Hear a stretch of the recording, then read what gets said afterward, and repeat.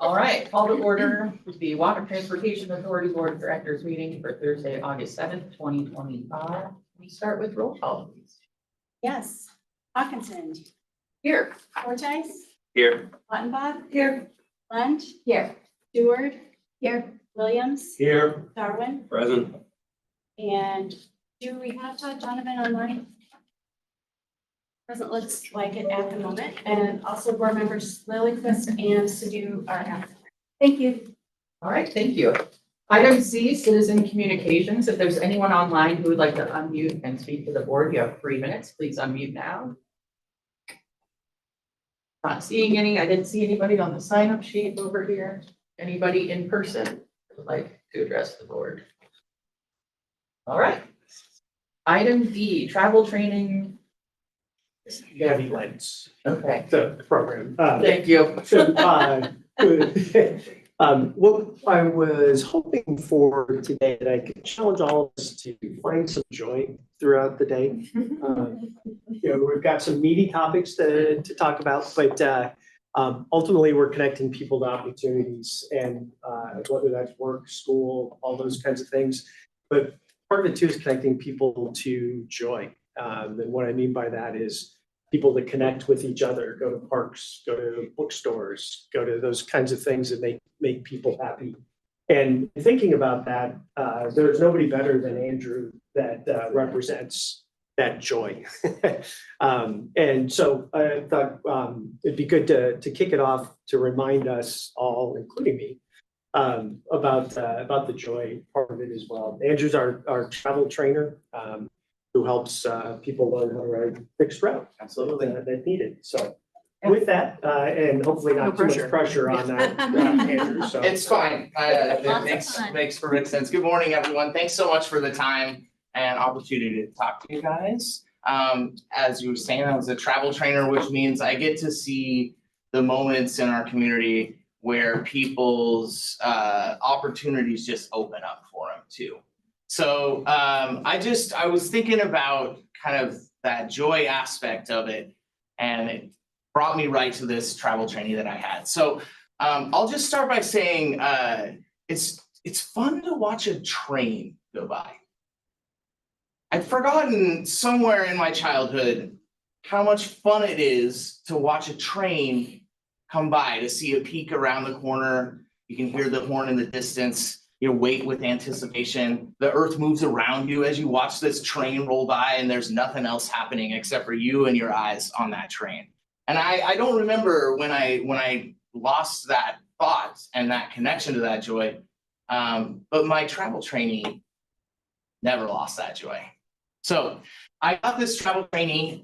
He is transitioning into adulthood, was using paratransit a lot and relying on parents to get him where he needed to go to get out in the community.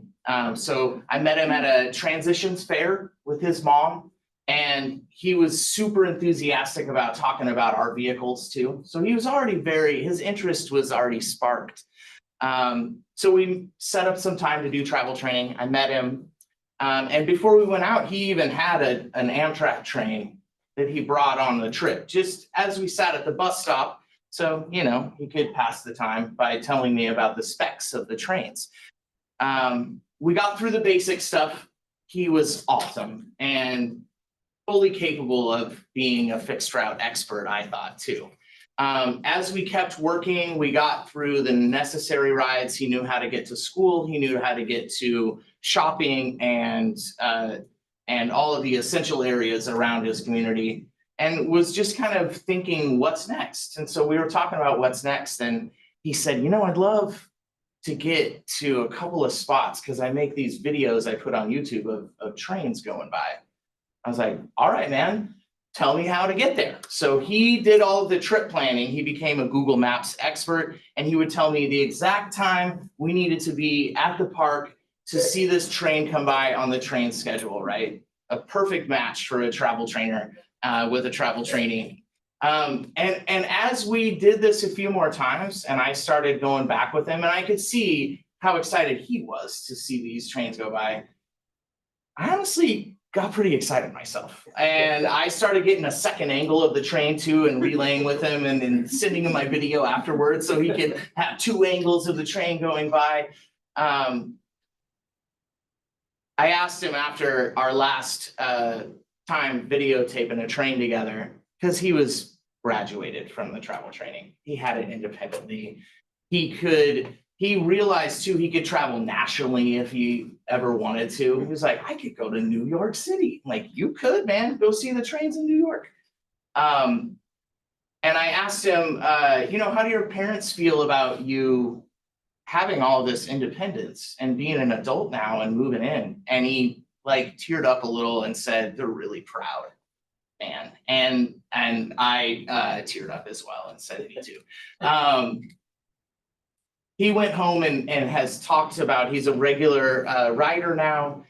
He's also gotten a lot of his friends to come along on these trips with him. So he's essentially now a mentor, my little travel trainer mentor out there, just promoting our services and talking about the impacts that we've had. He talked about him enough too that his father actually applied and is now one of our operators as well.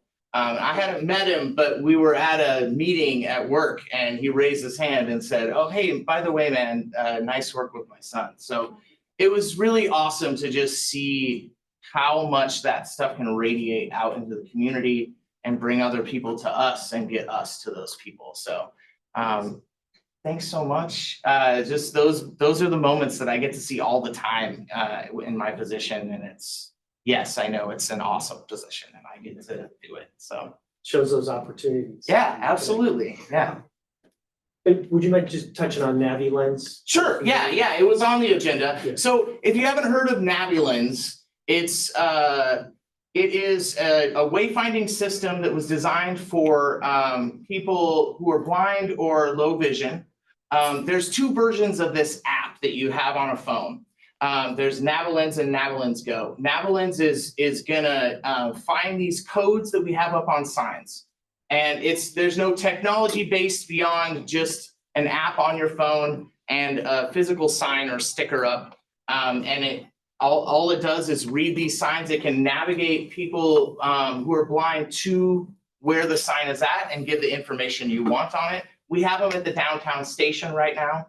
NaviLens Go will just give the information for anybody else. And the advantage of NaviLens Go is that if you speak Russian and your phone has Russian on it, you can read the sign and it'll give our bus schedule in the native language on their phone.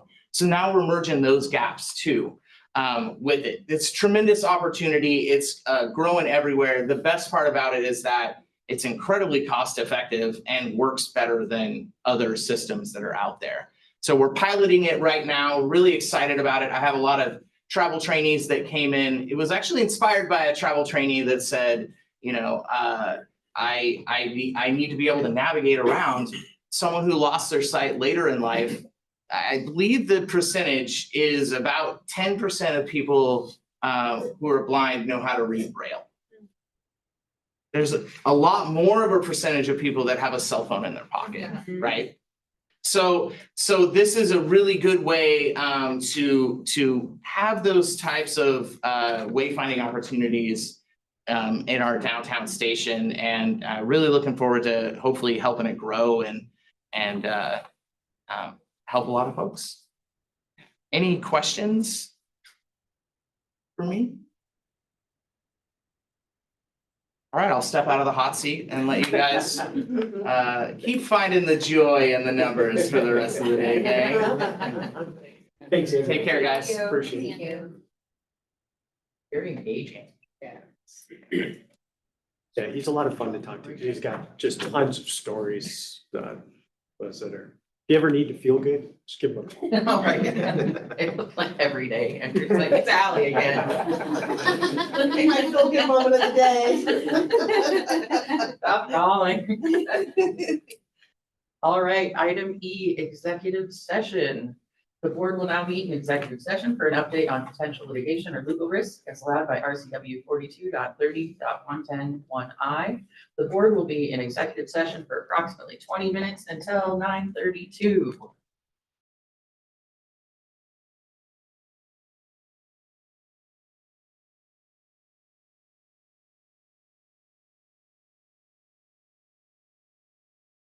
Welcome back.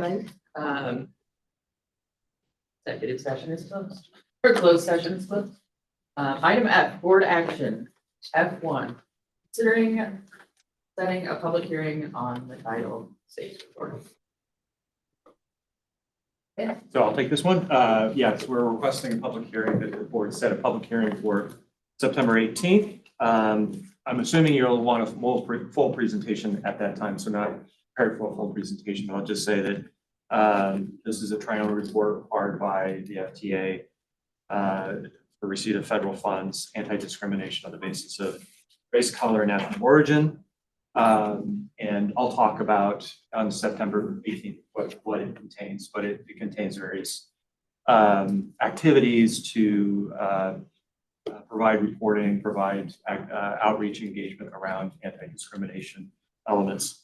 And that's due by the end of September. So again, that's a very short snippet of what we'll talk about on the 18th. I'll move to set a public hearing for September 18th for the Title VI report. Second. All right, we have a motion and a second. Any further discussion? All those in favor of setting a public hearing, please say aye. Aye. Any opposed? All right, that passes. Thank you. G1. Oh, just kidding. Item G, consent agenda. I'll move approval. Second. All right, we have a motion and a second. Are there any questions or comments about the consent agenda? All in favor, please say aye. Aye. Any opposed? That passes too. Item H, board reports written only. Well, we submitted, in order to preserve time for the more meaty stuff, Yeah. right, but if there are questions, stand by for discussion on that. Anyone have questions about those? Okay. Item I, service allocation framework. Before we jump in, if I could just kind of set the framework for the day as we're starting to jump into the meat of it. So we'll, the flow of the day is to start off with the service allocation, get a guidance on that, and then move into the financial discussion, which is one of the main purposes of the board today. What we'll do on that, the way the flow of the day is review some potential increased non-tax revenues that staff's been working on. Look at some of the operating expenses that are kind of new norms on things and how we adapt to that. Look at potential reduction options. Those are presented as scope and scale, so the board can see, kind of bang for the buck on where we're go on that. And then in light of that information, then at the end, we've got a little under an hour preserved. Sean has done a really nice job with a modeling tool where we'll present some scenarios where we can see what that does. And what you can see on that is it presents an interesting question on there may be ways to have a healthy cash position that doesn't necessarily affect our operating revenue gap that we need to still work on, but that cash position can give us time.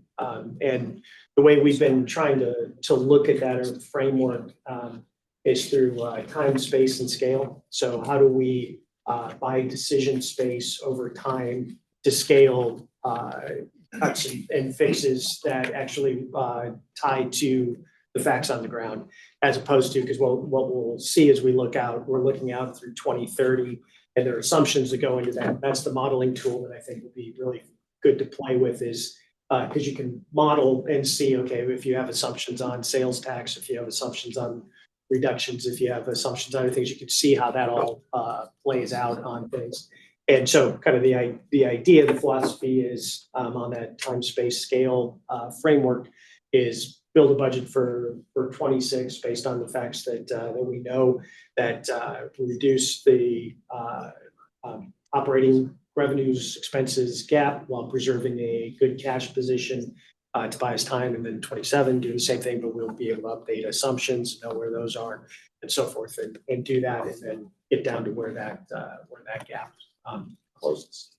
So that's kind of the flow of the day. I think it'll be a good discussion. I look forward to it. I appreciate all the work that staff has done looking at trying to generate more revenue, non-tax revenue, also with where reductions can come, where we can make cuts. So with that, most of the stuff today is, I guess I should say, is non-decision point. There's a couple of decision points, but it's really getting the board's temperature on things so that we can come back and build a budget that meets those ideas. So, for example, one of the things to talk about is fares.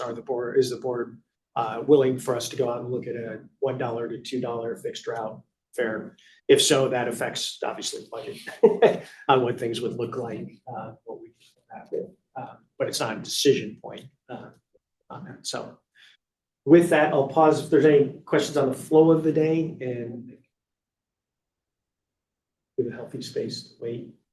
Because my initial reaction is always, any questions? Okay, move on.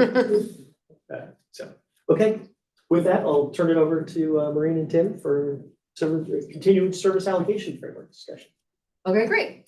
So this being our final likely conversation about this topic, the intent today is really for the board to have a chance to talk with one another. So we'll try and keep our teeing up process to a minimum. And after the board has had a chance to have that conversation, we are hoping ideally to get consensus on 2 questions. And Tim will remind you what the 2 questions are here in a minute.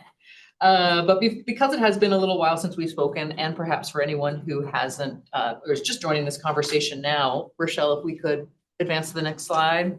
I just want to remind us of 3 different things.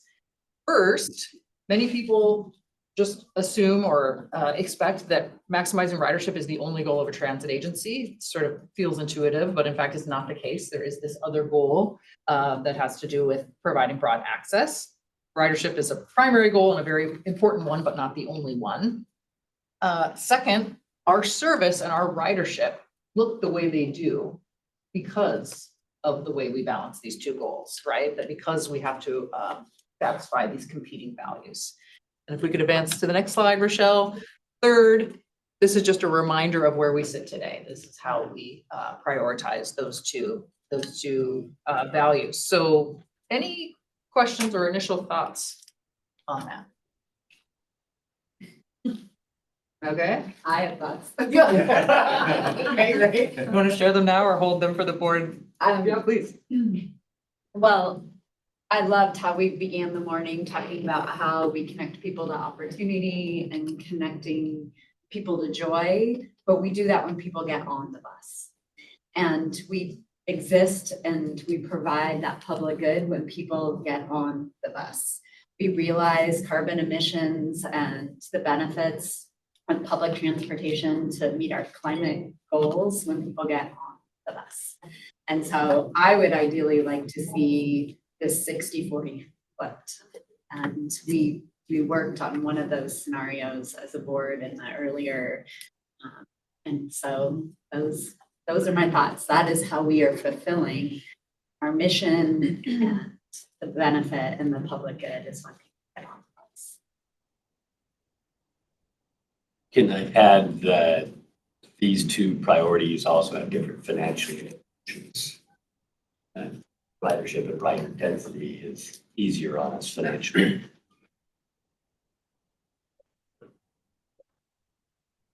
Yeah, so then how do we do that is the question, especially especially when the 6/10 tax base comes from the entire county and probably areas that are serviced would have less service.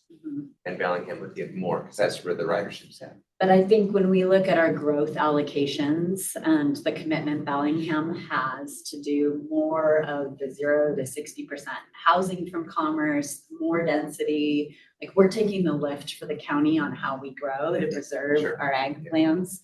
I think in my mind, that's, yes, 60% might be coming from the county, but we're taking on the burden of the growth. And so the ridership benefits us all in that. You prepared for that.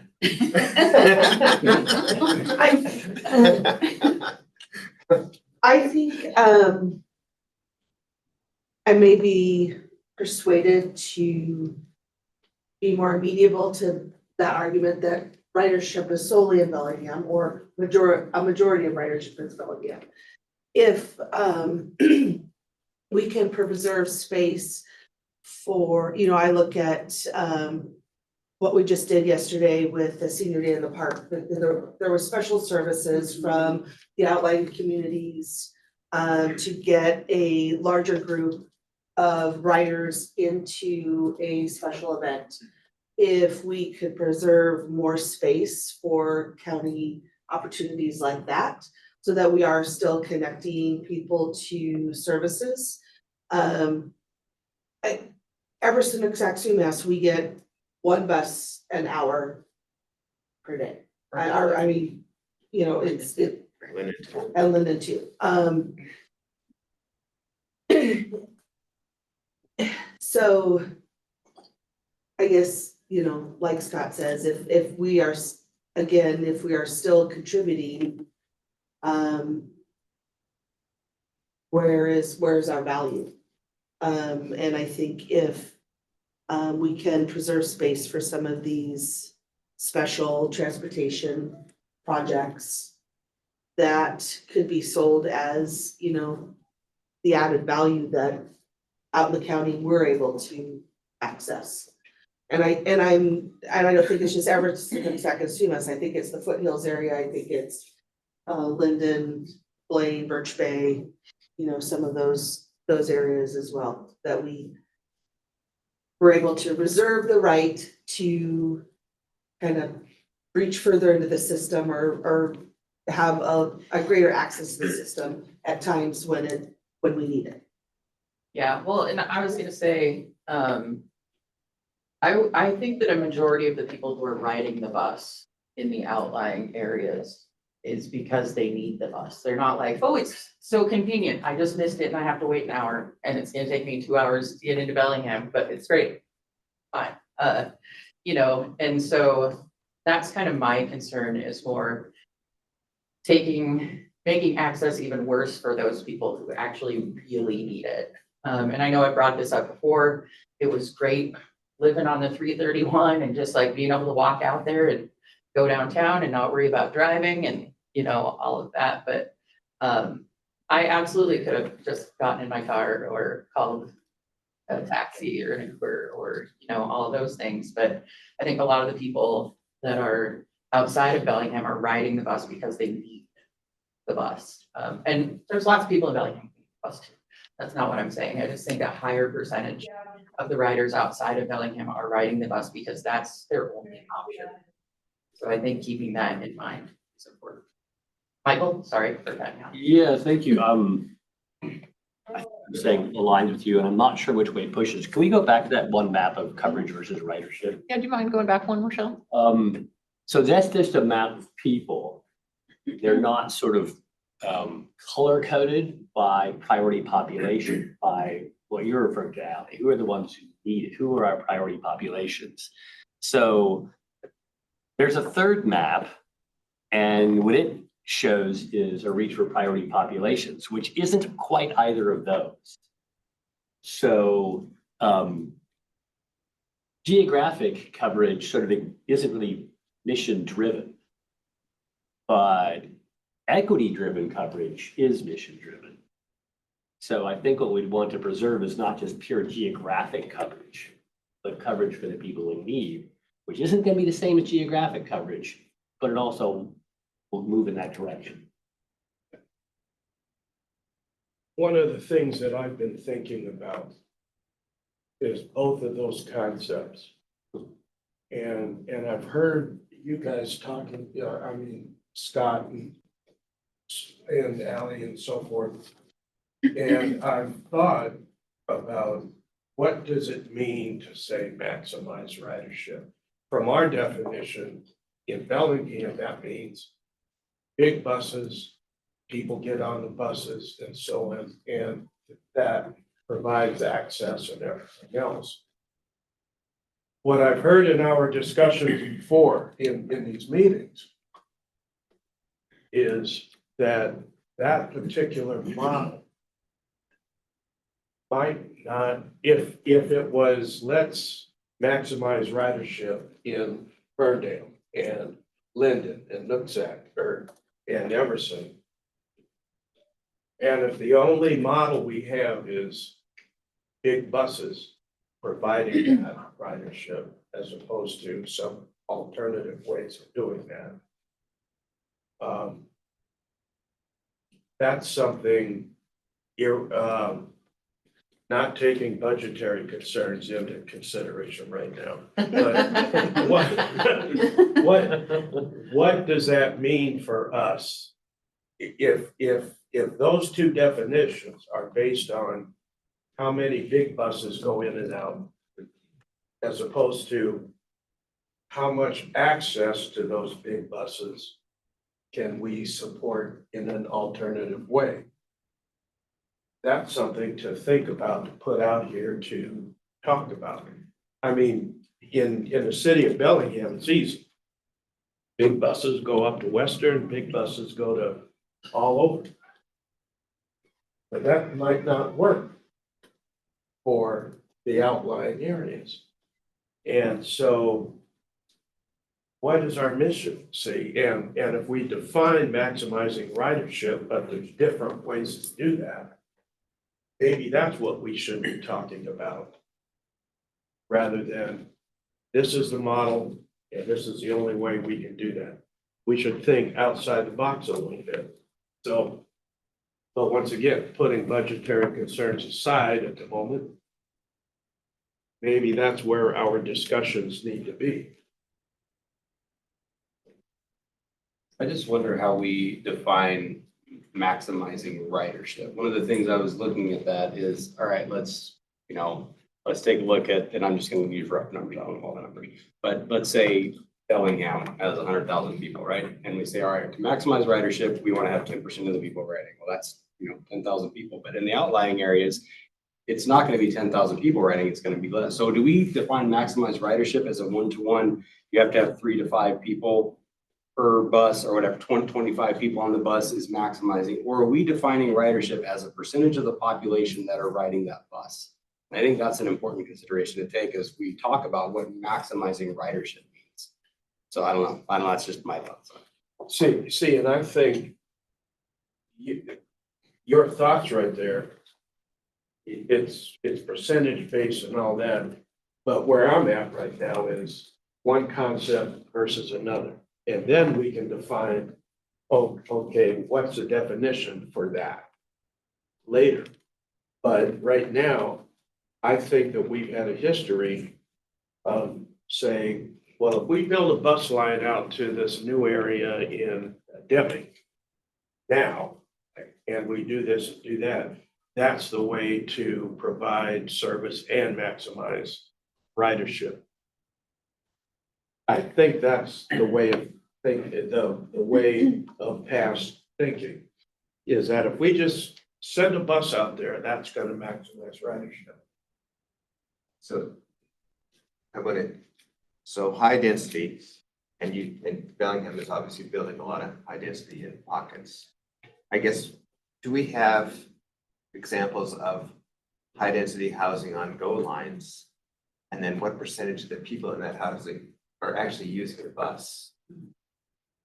So that I can get a grasp of if I run a new bus to some new, are half the people, quarter of the people, 10% of the people going to ride the bus if I send a bus there? I think it's a totally valid question, and I would defer to the experts in the room and WTA staff, but I think we can look at in King County and what either the rapid transit lines or light rail investments have done, and the tens of thousands of units of housing that have been built around those high frequency corridors. And it's because of the convenience of the frequency of the public transit that's there. So I don't know what that number is, but it's considerable. Yeah, and I think the simple answer, we don't know, but one thing we do know is those locations where you do have that density, you have much greater ridership, right? So it's not, I would get away from an individual conversation about an individual project and talk about the area that we're serving. And that's what we're trying to do here is, in general, the area that we're serving has many more people and many more of those people who would choose to ride, right? That's the level we're at, not in a specific project. Each project helps, but I don't think you can pinpoint this project produces this much ridership. It's just, you don't know. And it's highly variable. But, and then if we're so Western based for our ridership, and I want to get other people riding the bus, not another bus for Western. I hear that. And, you know, I just want to share that I think as we're thinking about how we grow within Bellingham, we'll be doing, I think, our own critical thinking about like the U Street route and do we have the loop going through Edgemore?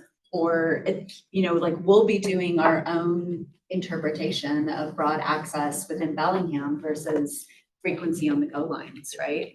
To really, we're wrestling with that, but our growth strategy is dependent on people getting on the GO lines and densifying around transit, especially as we've eliminated parking as a strategy to create more housing. And, you know, we are all in on making this work. Can I add on to that? I mean, ideally, if Bellingham was absolutely in charge of our own growth rather than just trying to channel the growth that everyone creates.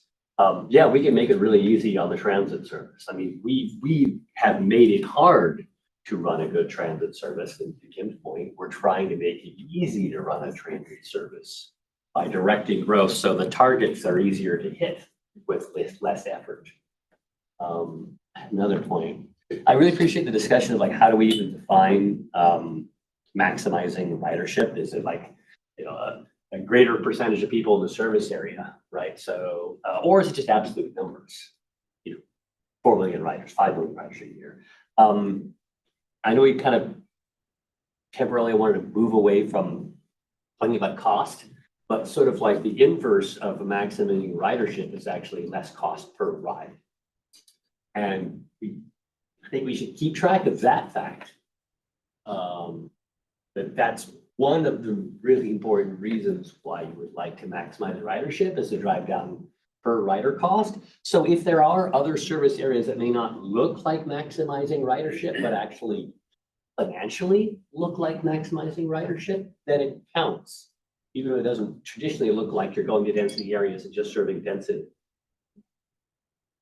But when it comes to cost, paratransit is, what percent of our budget is paratransit? Revenue, paratransit revenue or cost? Cost. Oh, probably about 30%. 30%. So, I mean, and it's serving a very small group of, I mean, if we're worried about cost. It's about $90 a ride versus $9. We have we're running two different businesses. Yes, yes. And as soon as you start comparing them, it looks crazy and silly. Yeah.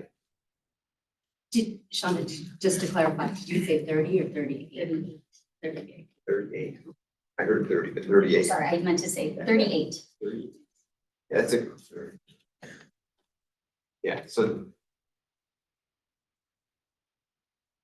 I don't know how to fix that problem because it's a federal mandate that we do that. Well, and those riders, 1000% need that service. That's right. Yeah. Yeah. We pull a fixed route line, we can pull para, but again, we're just affecting people who really need it, and that's part of our mission. So that's a complex. That is one of the values of Andrew, is trying to get people to learn how to ride fixed route that may otherwise be eligible for that, to try to shift. Oh gosh, many years ago, when I was talking about that we run two different businesses, I was actually floated the idea that we should go to the state and have them divide up our levies so that you had one, and maybe some more, I don't know exactly, but you know, I can easily imagine us going to the voters and saying we need a 1% levy increase in the paratransit portion, right? As opposed to we need a 1% and we run all these bus services, then we get into all these arguments. But I think it's a different kind of sell to the public and it's a different kind of business. And people would support it for the reason they supported, say, the Healthy Children's Fund, as opposed to the reason they support, say, a transportation levy. And both have really good arguments, but they're different arguments. They're very different arguments. Kind of nice that we fund ourselves that way. So if there is a bit of a natural pause before we move towards the question. Or if there's an unnatural. This is by the same person who provided the original video for your homework, Jarrett Walker. And I think it's worth, even though we found it late in the game, this is from an interview just in May, I think it's worth our taking 3 minutes or so to read it, if you don't mind. I'll just watch.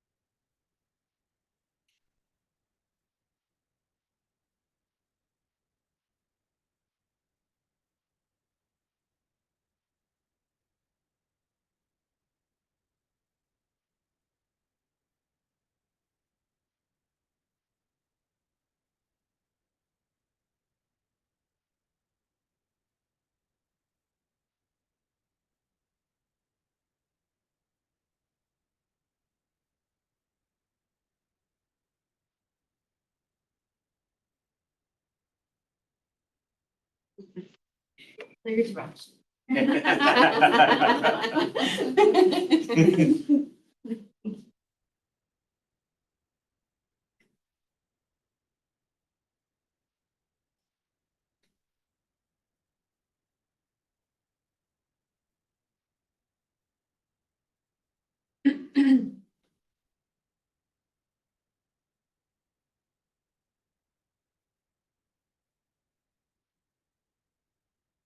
I shared Jarrett's video after the WTA simulation that we did at the Great. strategic initiatives meeting. So as a companion, I wish we would have shared it before. Yeah. But we've shared it out afterwards. And I think we'll watch the 9-minute section of this and then debrief as a debrief. Yeah, it's better for you to assign them homework than us. Yeah.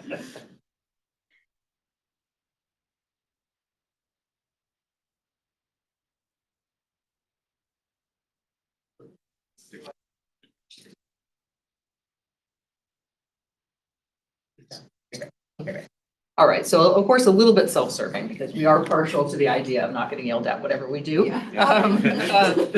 If you could advance, Rochelle, to the next slide.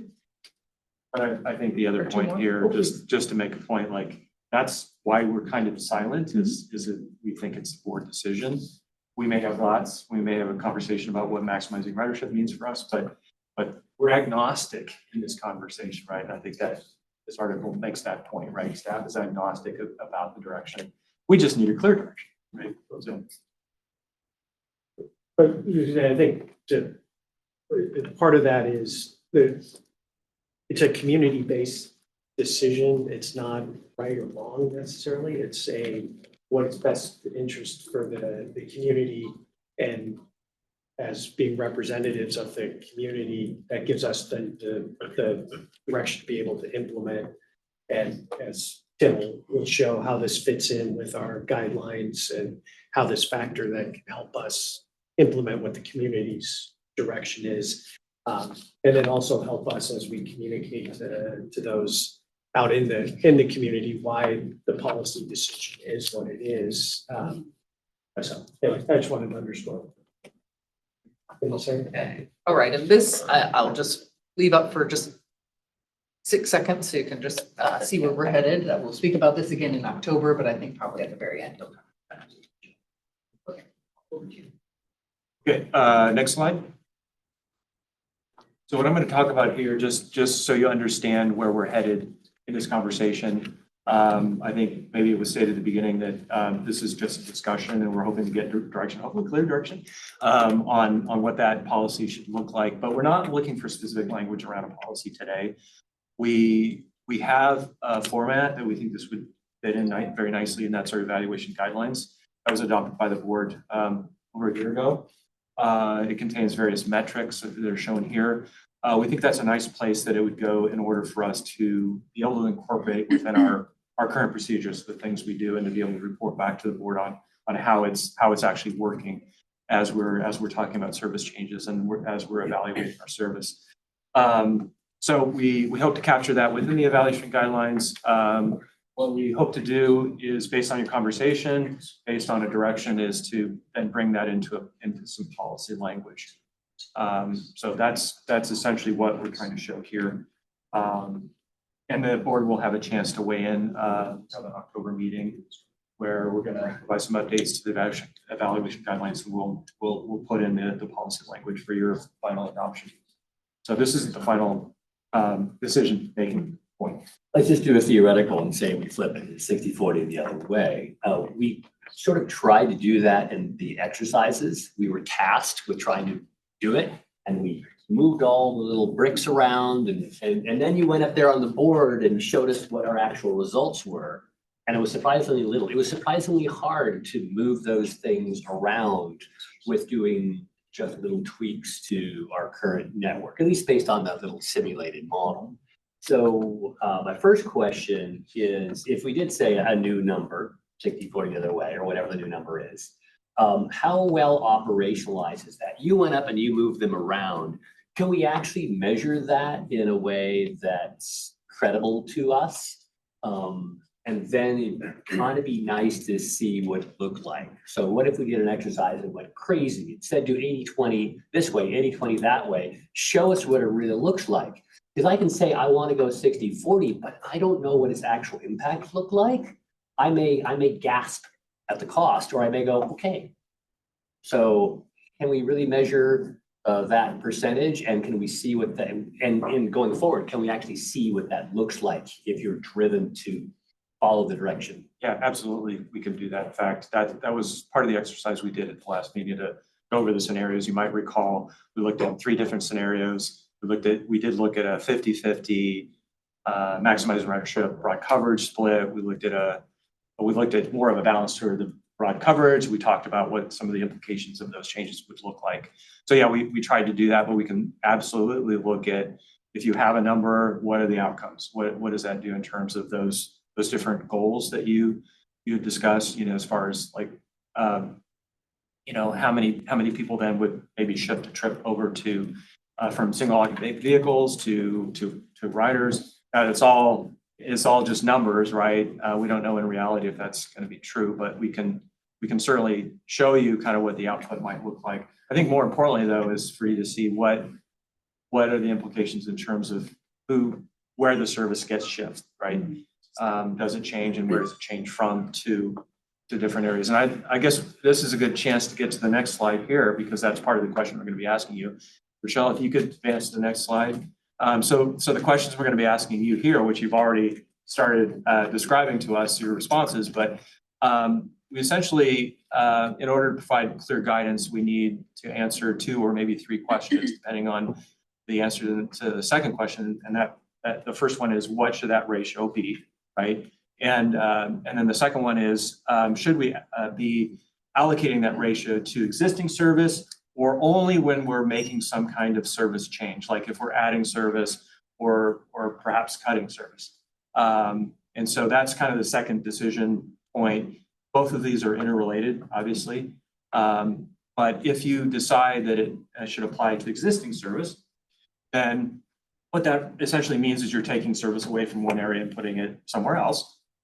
And then we need to know over what time horizon would you like to see that occur? Is that short term? Would you like to have that occur over a longer time horizon?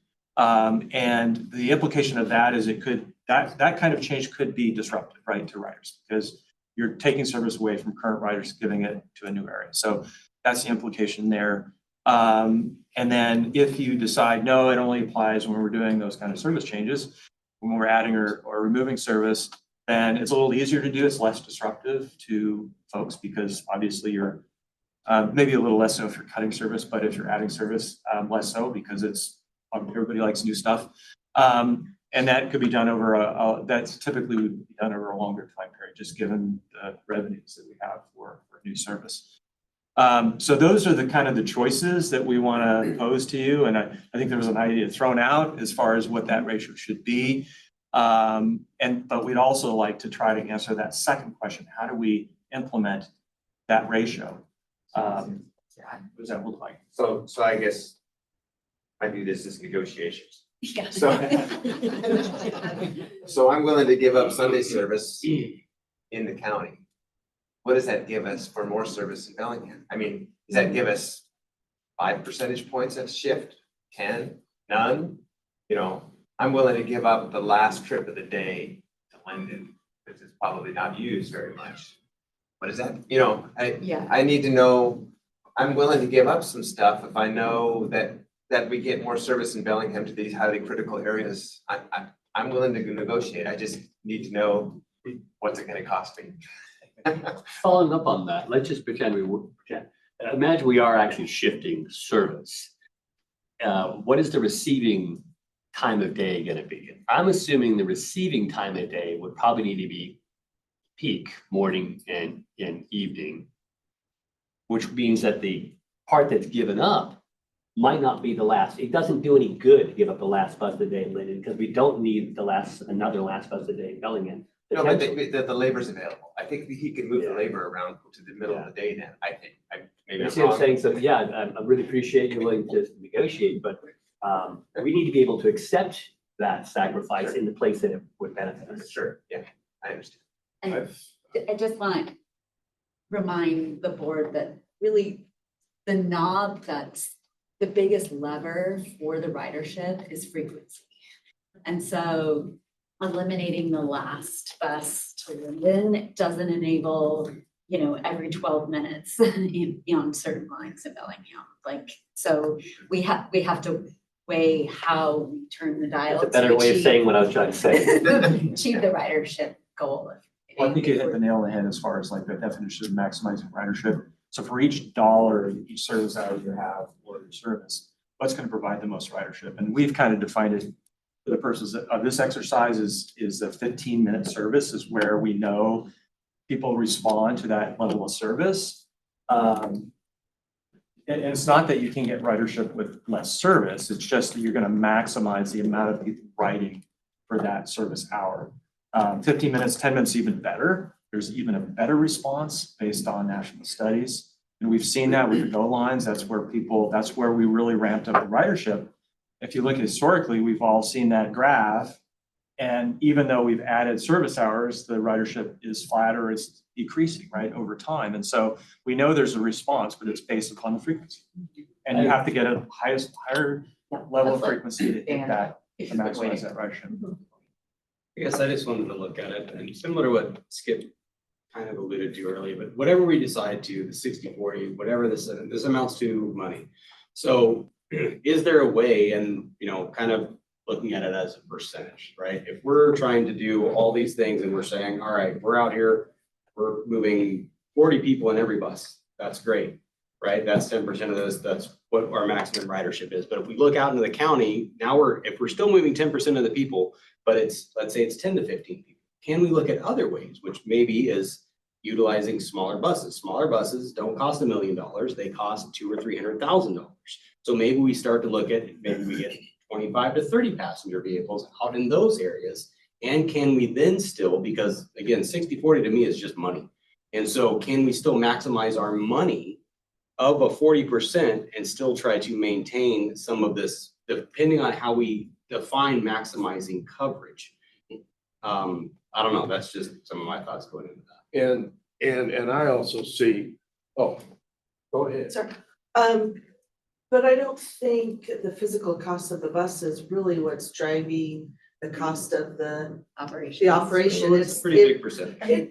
There is, but those are costs that come in.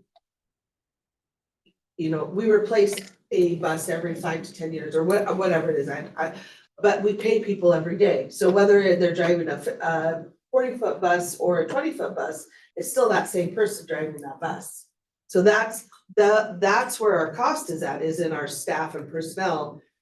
I mean, that's a larger lever than the actual purchase of the size of the bus. To me, if I understand this correct. Well, also, I mean, saving $700,000 or $800,000 on a bus is substantial, and it's fuel costs and it's wear and tear on the roads. I mean, it actually benefits, you know, kind of everyone all over, especially wear and tear on the roads. We all think about that and try and fix those, but I just wanted to throw that out. But I also, what I was gonna say was, whatever all those costs are, like if you gave up your last route of the day and Ferndale gave up on something, and Everson gave up something, I see that as an asset, not broken down by size of the bus or whatever. It's an asset. And if that asset is on the table, in my mind, and it can be applied to ridership in Bellingham, just to use it as an example. I don't see you giving up the last run of the day and then putting it in Bellingham as a last run of the day. It's an asset that plugs into the system overall. And if it can be used to help achieve the goal, no matter where it's placed or how it's placed, that's the key concept to me. And yes, there's buses, expenses, fuel, road use, all of those things, but all that is an asset or something to be considered when applying it to something else, period. It isn't midnight, it's. Michael? Yeah, first of all, just give a good point. I want to say two things. One, I really love the idea of the enhanced go lines, and I can't remember how you describe it, where it's not the next bus at a certain time schedule, it's the next bus, what's that called? Headway based or something? Right. I really love that. If we're trying to maximize riderships, it's not just frequency, but there's certain flavors of frequency, and that's a really good flavor of frequency. So I want us to move towards that flavor. And I have a technical question. We run the system we do because just by, not by accident, but by forces of nature and physics, we run 40-foot buses with, I don't know how many people, how many seats there are on there. If we lived in a different universe, we might be running 100-foot buses and they'd be 12 feet wide instead of 8 feet wide, right? We just have an accident and the size of the bus. And then it turns out we adjust our frequency and our routes to adjust the size of our container.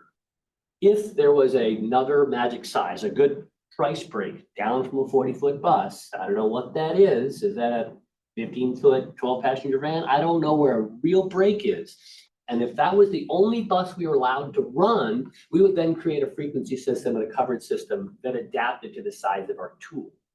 So what I'm kind of asking is there a reasonable next jump down that does save substantial amounts in capital?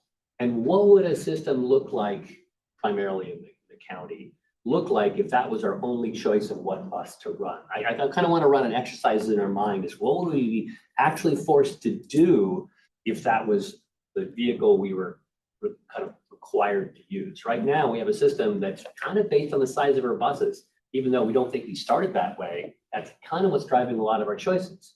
That's how you know when a bus is full based on its size.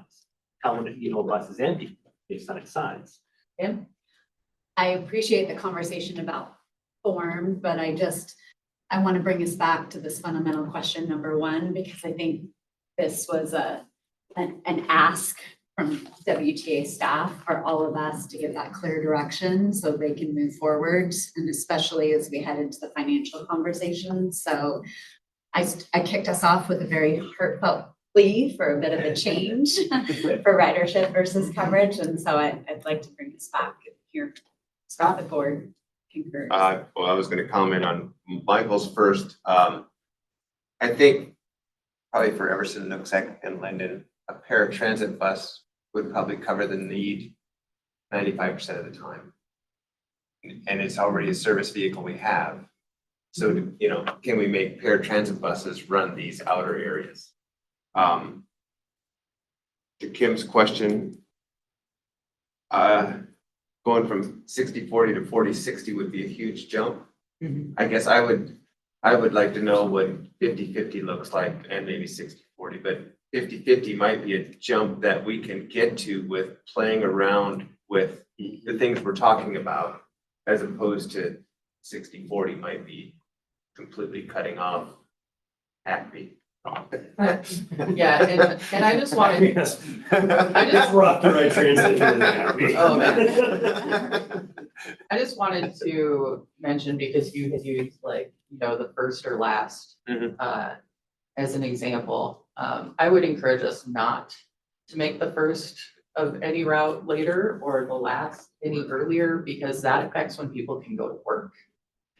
There's a lot of people who have to adjust their schedules around when they can get from Linden to Bellingham. I know there's a lot of job seekers who would get jobs in this area if they could get here for work, but the bus system doesn't make sense for jobs here in Iron Gate. There's a lot of people who live out in Ferndale and work at, you know, Fred Meyer or a lot of these other places. And when they're applying for jobs, they're going into that job saying, okay, here's the earliest I can work, here's the latest I can work.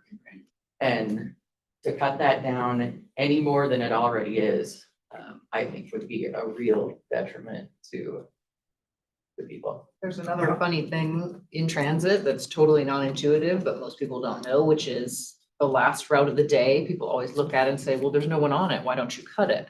But when you're going to a far-reaching area, everyone makes it so they're not on the last bus of the day.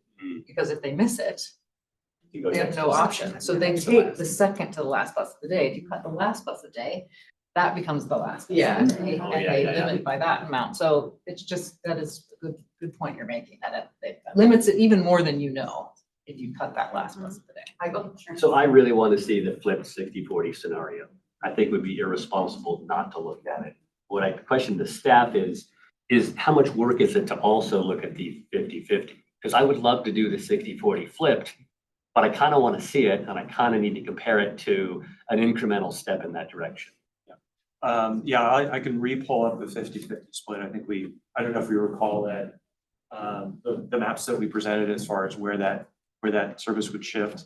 We didn't do a 60-40, primarily because that was a pretty radical shift. I didn't feel comfortable shifting, because it's a pretty entire shift to a frequency-based system. They'd be quite disruptive, but we can certainly share with you where we think that service would shift. I think we need to see it. Yeah, we can definitely pull that up for you again and share it. Unfortunately, it take me some time to pull it up. I don't know if we have time later in the workshop to do that, but we do have the 50-50 to show you. That's already been done. That work's been done.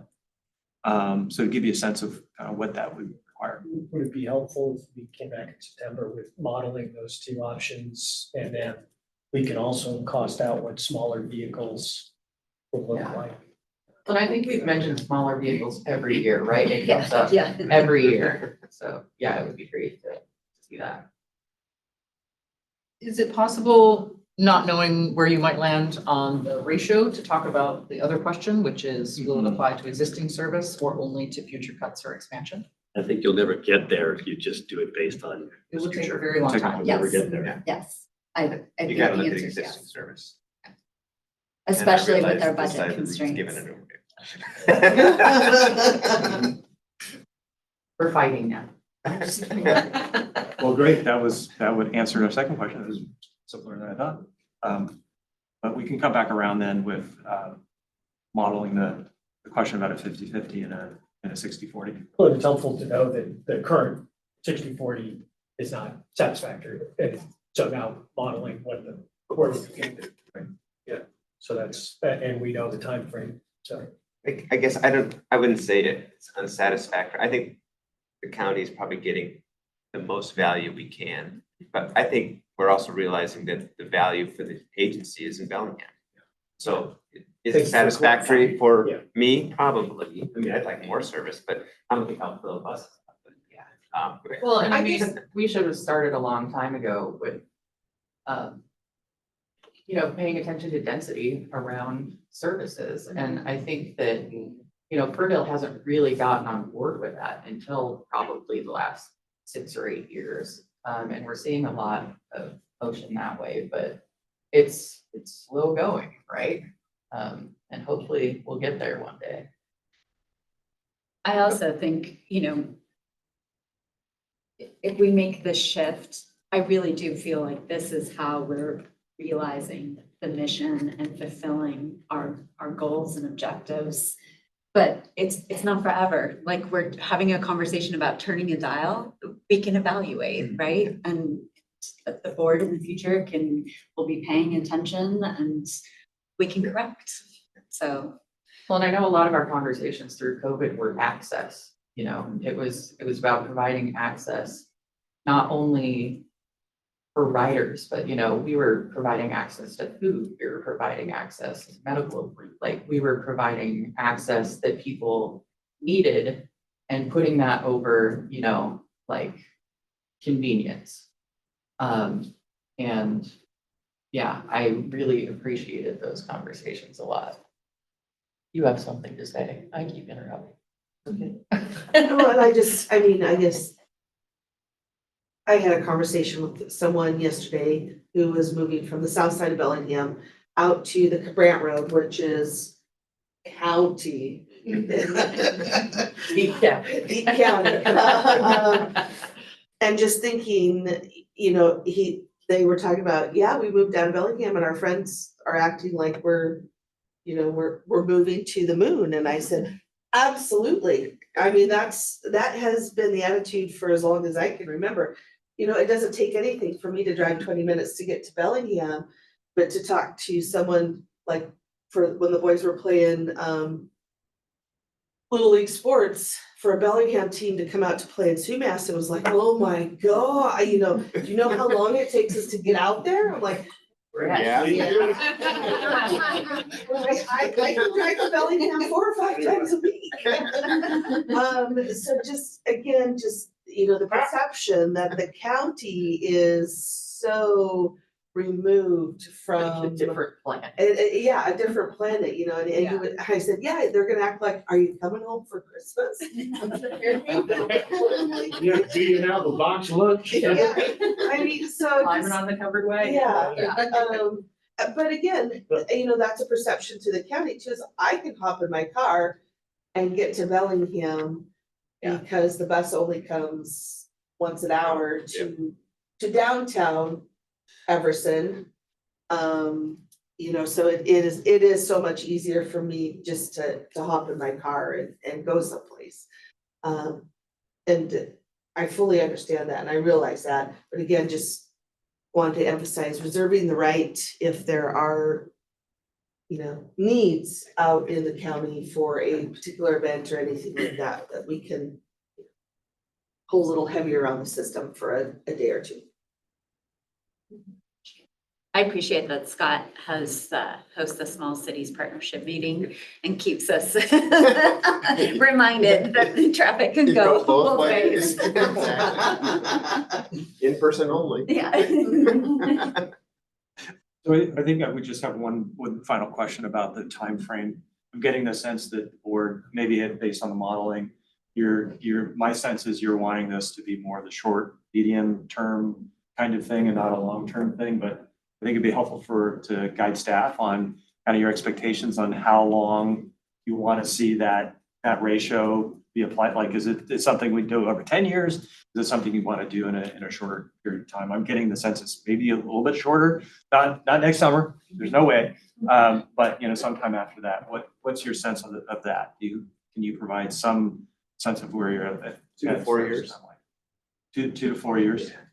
What if we were to model like 2, 4, and then a longer, like 8 years, just so you could see scale and what that would. I like that. I like seeing the porridge too hot and the porridge too cold, so I can find the porridge just right. Michael would like a graph. Infographic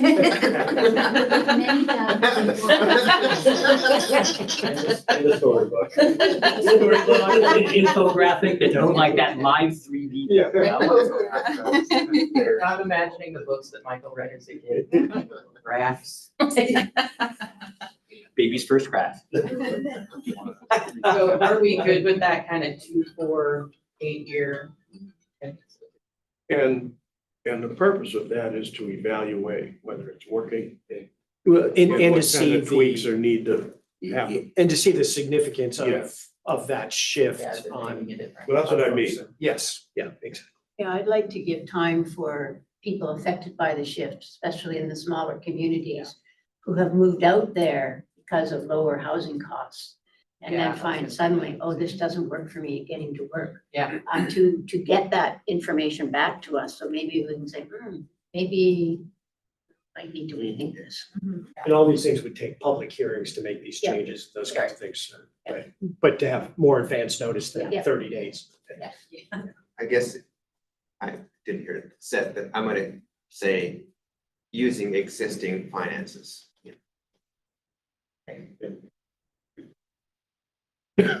Go ahead. Yeah. So, I just a question, it's more of a Tim question, could using different size vehicles be part of that modeling concept? Would that be a next step? I think that's a detail. Honestly, I'm not sure how that would change the ratio. I don't think there's significant efficiencies in a smaller vehicle. I think it would provide some benefits, definitely benefits, and that is we could serve areas that more effectively and efficiently. A good example was our Route 29 and the Pacific Rim conversation, where we take a big bus and we do this big loop because we can't turn it around somewhere. And so the benefit of a smaller vehicle, sometimes we could do a more efficient routing than we do today. But there's still the cost, there's the replacement cost, a shorter timeframe of replacement of those vehicles. There's other considerations of having a small vehicle. And I think more importantly, it's just really hard to find a small vehicle. We looked and there just isn't anything out there in the market that we could, other than a paratransit vehicle that's there. So there's some considerations like that. I don't think it really affects this conversation. It's important to recognize there might be opportunities, but I don't know how it changes this at all. I think we need to do an analysis of that smaller vehicle, but it's not necessarily going to drive this decision. I just wanted But to it's say, good for the board. one of the benefits of the smaller vehicle, I mean, we are all stewards here, right, and trying to be responsible, but also I think that it communicates to the public that we're listening to their concerns, having these 40-foot buses that are on some routes fairly empty all the time. And that's a value as well. Michael? This scenario planning, can it please include some indication of financial impact? Maybe not exact dollars, but like this might increase revenue, but also increase operation, or this would be revenue neutral in terms of this, but if it's a ridership model, it should be revenue positive, but what, just generally speaking, if it turns out the financial impacts aren't that great, then that will help us. If it turns out the financial impacts are great, then that might guide us. Yeah, and the revenue aspect of this, since it's kind of existing, is in the sense of the fare collection side of things, and that there could be a bit of the FTA funding, 5307 funding based upon ridership. But that's a relatively small proportion, but the fares is the one where you'd realize the benefits the most. I guess what I was saying is I don't want the service discussion to be, not informed by costs also. Yes, it's impossible to separate. Yeah. Yeah. I'm sure you have, this is back to bus size discussion, you probably have data on every bus, how many people are on it. Maybe not, maybe you, I think you do. We are getting that information. And it'd be Still interesting loaded. to know for these outlying areas, how often a paratransit bus would be loaded. Because I think you're right, a perception, we're running these huge buses all over Kingdom Come with nobody on. And we hear it all the time. So, okay, we heard you, we'll put smaller buses on. And in the long haul, there probably is a minute but real economic benefit. Well, and honestly, like for Linden and Ferndale and probably you guys too, like that first bus, last bus conversation is important, but aside from that, like, what do we need a big bus like twice a day when middle school and high school gets out? Like, that's probably, or I guess that's wrong. We need to take a look from an operational perspective on interlining, because some of those buses come in and Yeah, then they go that's other right, places. yeah. So there's some nuances there that we'll have to work through, but we can analyze that. Okay, well, I think, yeah. Oh, I'm sorry. No. Oh, I was gonna say what you were gonna say. I was just gonna say thank you. I also wanted to say, thank you. I know it's, there's a, I don't know if it's a competing instrument, but, wearing a WTA board member hat is different than wearing your elected official hat from where you're going, and I understand that causes tension is the right word or not, but I appreciate the approach of what's best for how do we create a good system throughout the whole county. Well, I then you have appreciate two that people that approach. do the work we do. And so we see it, I think, from a different perspective. Yeah, too. exactly. And I think that's what, it can be a strength of Yeah. this governance model, is bringing all that experience together. So just want to acknowledge it and say thank you. I meant we're making it harder. I was acknowledging that. Well, look at good perspective, so to bring in. All right, so we're on break till 10:45. Yeah. To me. Because we were supposed to finish this 35. I know, mine too. I think I got it. How are you? It gives us great direction on it. I gotta take a week off last week. Yeah. I can't remember. Not much, so but we scored and we went up to Canadian waters on it too. Past roads, past cell phones, so it's nice, yes. Innovation that helps you make good. Are you expecting Tim? What's that? Expected? Traffic jam. Excuse me, I'm sorry, I didn't see that. Say, yeah, I think it was a good discussion. Say, helpful. I mean, yeah, I really do want a frighteningly ambitious scenario that might be too far. Yeah. But I need to know what too far looks like. sure.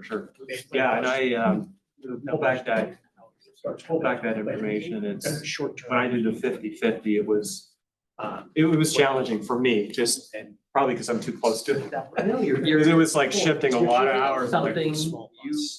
Wait a second. Something, you know, valuable. Right. Never seen Yeah, that. it's, yeah, and then it's all in at 60-40 for sure. And then you have the flip side, like, the flip side is not just taking away, but adding, like, where do could we truly have Schedule. Does it warrant more service from this? at that Yeah, you may. Like, where would that go If you have to replace. in this next 8 years? This It was doesn't- a big transformation and it led a huge jump in ridership. What if there was no transformation? We don't realize those. We can go to. But it has to go along the land use change, right? When I sit here. We're just making that change now, but not quite there. We've been the corridors, we want to get So I'll there. be talking. And so that's part of the challenge, like, yeah, we can throw a 15-minute service at Route 1, if Fairhaven, but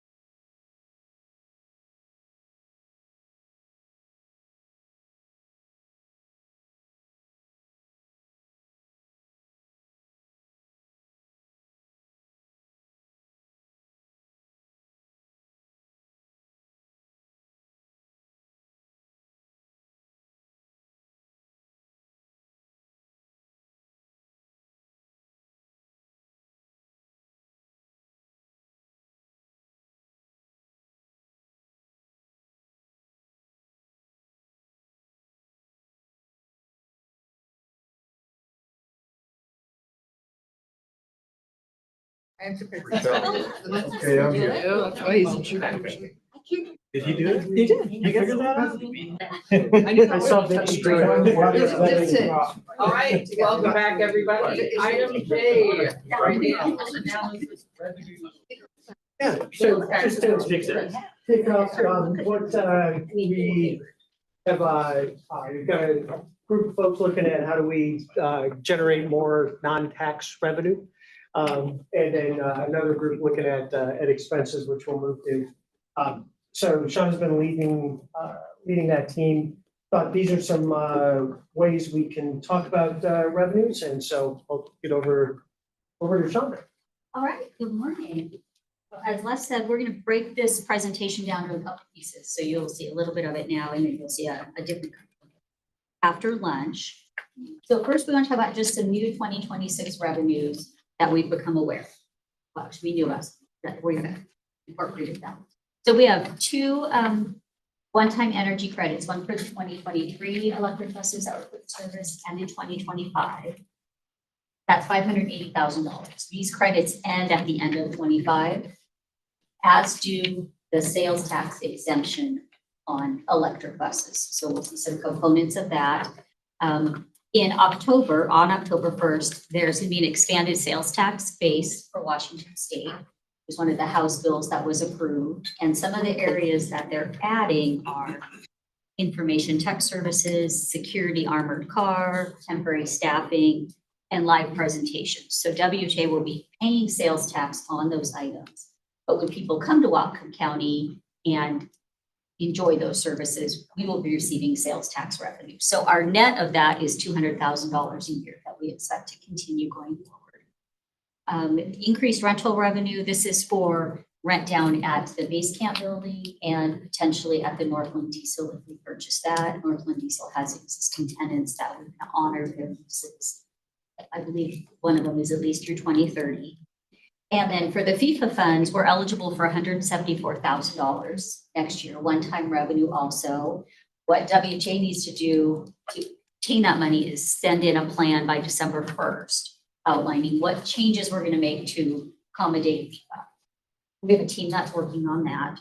So that total is an additional 1.13 million that will be put building into the 2026 budget.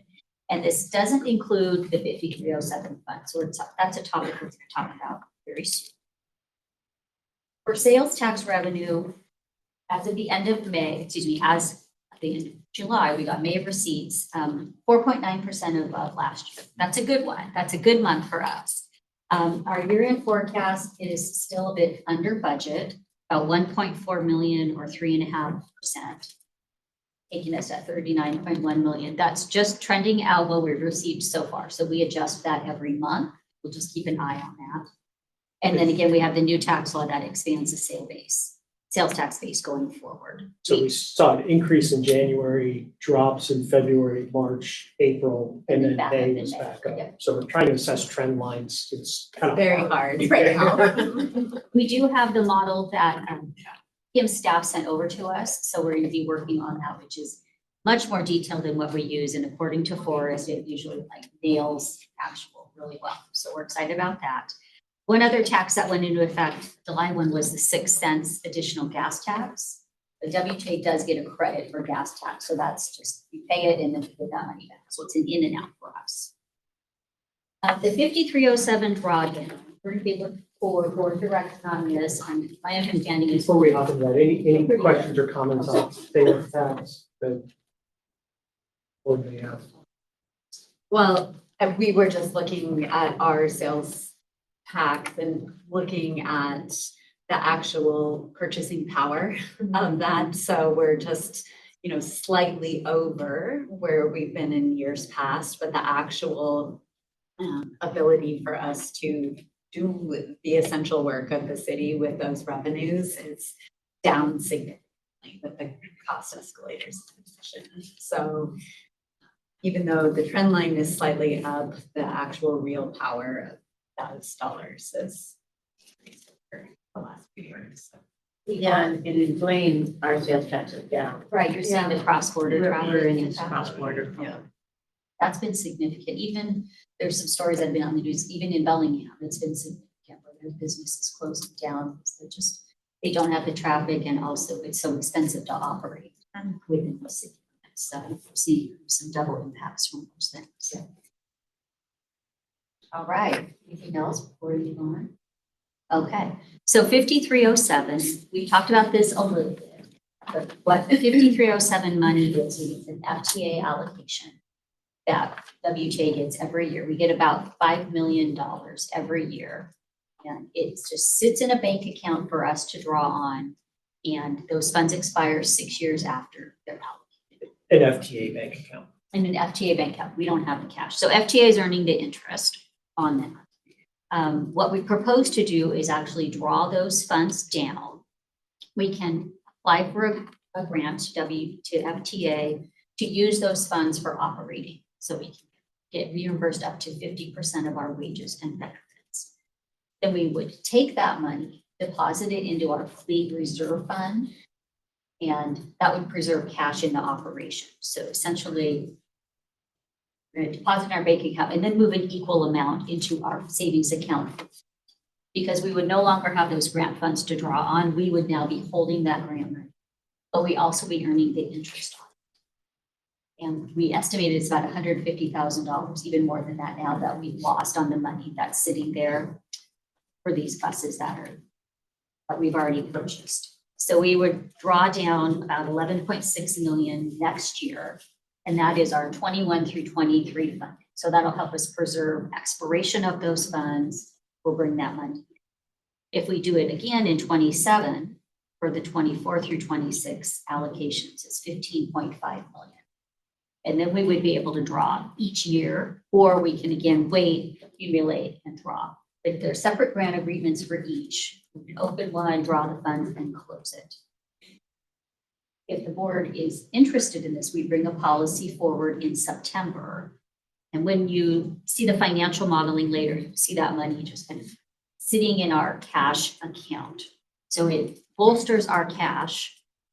We earn the interest that we use to fund operations, but it doesn't address really the alligator gap, the gap in operating revenues and expenses. They're really capital dollars. I just make a request on that. Yes. So can we color code those funds the same way we do here? Absolutely. Or would we, rather than just lumping it into green, you know what I'm saying? Absolutely. We could show what that is. What we want to do is protect those dollars for capital replacement, so we can keep on our same fleet replacement schedule. Right, but just looking at alligator, right, it's nice, maybe it's orange, right? We know that orange money is money we've drawn, money that we have to use in one way only. It's not cash we can use for other purposes. Right. The benefits of this is that we get the interest that we can put into operating and still protect the principal in fleet replacement. It helps because then we're not taking cash to fill our fleet reserve, so it helps that way. And then also the other thing that does, it helps with our cash position, which buys us some of that space and time to figure how do we, that operating revenue expense graph. And then the other thing is it gives us, that money's in our bank account, not sitting in the federal, as I think other things could happen. Once we draw that down and it's our bank account, the federal government cannot ask for it back.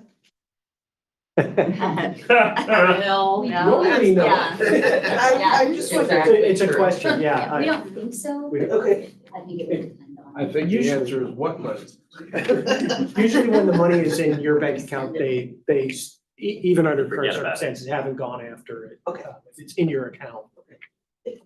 Would that go against the fleet reserve? It would. Okay, so then the fleet reserve would, We would be able to fund the fleet reserve from this cash, so we would not be putting as much of any. so then the undesignated would grow. And this is a practice that a lot of transit agencies use. However, they draw it down and use it to spend on their operations. So what ends up happening is they potentially have very old vehicles because they don't have those grants to draw down on, and they're trying to fund them with their local cash. We want to preserve the dollars so our fleet is in state of good repair still, but we have that interest earnings coming to our pocket. Yeah. This will be a new thing for us. We haven't done it before. We had good conversations with our liaison at FTA Region 10. So we feel real comfortable about the process. So that would be something you could initiate this year. It's the policies.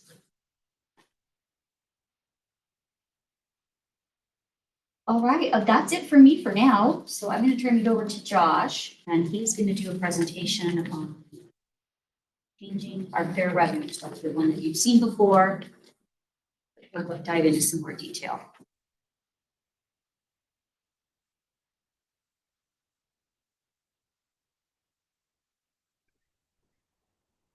Josh Good is morning. Yeah. on vacation, phoning, so it's very nice of him to do that. He's leading our fair team and calling in from having fun. It even looks like he threw on a nice shirt. You got your swim trunks on the bottom. I do. I got shorts underneath, so I'm good. Well, good morning, board. We've been discussing fairs those last couple months and revisiting policy and as a team, and I think Audra's in the room there too and can help answer questions as well. We've been working through some different options. We talked last meeting around the 4 options, including keeping fairs the way they are, going to fare free, as well as going to 2 net revenue increase options. And so today we're going to walk through those 2 net revenue increase options. And as we looked more at those options, the differences between them started to seem smaller and smaller. And so we've actually kind of distilled our discussion down and our questions to really just some like 4 core questions around policy that we'd like your guidance on. And they really apply equally to either option. And it really has to do with around setting base fares and caps and things like that. So we're going to talk through those today and hopefully get some good questions and discussion going. Let's make sure I can advance the slides. Okay, there we go. So our current base fare is $1 on our fixed route service. And it's from that we've kind of built the rest of our fare structure around. So that's as we're looking, that's what we've identified is that you kind of pick your base fare and then everything gets built around that. It was 17 years ago we last raised our base fare from 75 cents to $1. And we've been reluctant to incrementally increase it because having it at a whole dollar amount has been really beneficial to our riders, especially since around 29% of our riders are cash fare. However, we have in that period of time done some other things around our period pass rates and things like that to try and incrementally raise fares. As we looked around the nation and the state, average fare is now around $2.21. And so we think that it's time, one of the ways that we can increase net revenue is by directly increasing that base fare. And so we've put a couple of options up here to discuss. Under any of these 3 kind of options, which would be current, $2 and $3, our youth would continue. Those who are 18 and under would continue to ride for free. You'd see there that our fixed route full fare would go from $1 to $2 or $3, depending on which one you picked. And then our fixed route reduced fare, this is mandated under that 5307 money contract that Shonda was just talking about. We're required to offer a reduced fare to those who are age 65 and older, those who are on Medicare and or Social Security benefits and a few other criteria are disabled as well. And so we'd continue to have our fixed route reduced fare. That's required by the 5307 grant to be at 50% of what our base fare is, our full fare. And then we have our paratransit and zone fare. And so it's currently at $1. We're talking about how we might increase that. And as you can see, our cost for providing that paratransit and zone fare is pretty significant. So is there a more equitable dollar amount that makes sense? So these are some of the options that we've modeled. We can certainly dive into these numbers a little bit more and play with some of their options, but we wanted to kind of show you a couple of different options to create the discussion. Josh, I have a question. Yes. Say it's the $4 fare for paratransit. what percentage of the passengers would be half fare because they're in the group you talked about? So are we really just collecting $2 from everybody? No, the fixed route half fare, the reduced fare only applies to fixed route service. And so everybody would pay the paratransit zone fare. And so it really simplifies that. So we really end up with these essentially 4 fares. And so on paratransit, everyone pays that except youth, I guess. Youth would just continue to ride free on paratransit. So Thank you.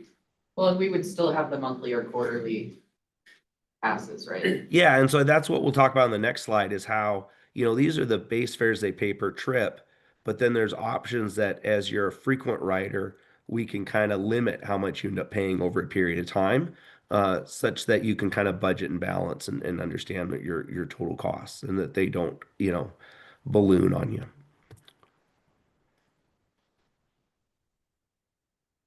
And we can come back and forth to these slides. We'll kind of walk through some discussion here and then you guys can, I think we'll have some. So that's what we were just talking about is right now we offer, in our current model, we offer a day pass at $3. And we have our 31-day or our monthly passes that are at $30. On paratransit currently, they're at $13 for a calendar pass for the month of January, February, so forth. One option would be if we increased our base fare to $2, would be to look at a day cap of $6 and a monthly cap of $60, for example. Or the $9.90 if you wanted to look at a $3 base fare. And so these are ways to limit the total outlay of a frequent rider and to kind of create some predictability. The day cap also helps address the fact that we don't do transfers. And so as someone's riding and maybe has to board multiple buses in order to make their trips, it does kind of max out how much they're paying for that day's trips as they might have to transfer multiple vehicles. Can I ask about the logic of the caps? Yes. So currently if the day cap is a multiple of 3. So that would mean if you took one trip, there's no benefit, but anytime someone takes, I'm 2 round trips. If someone takes 2 round trips, their benefit is similarly the $30 current cap, which means that's 15 round trips, 15 days. So work days, that's 3 weeks out of 4. If you commute anything more than 3 weeks out of 4 in a month, you're benefited. So that's how I'm interpreting where someone would find the price break.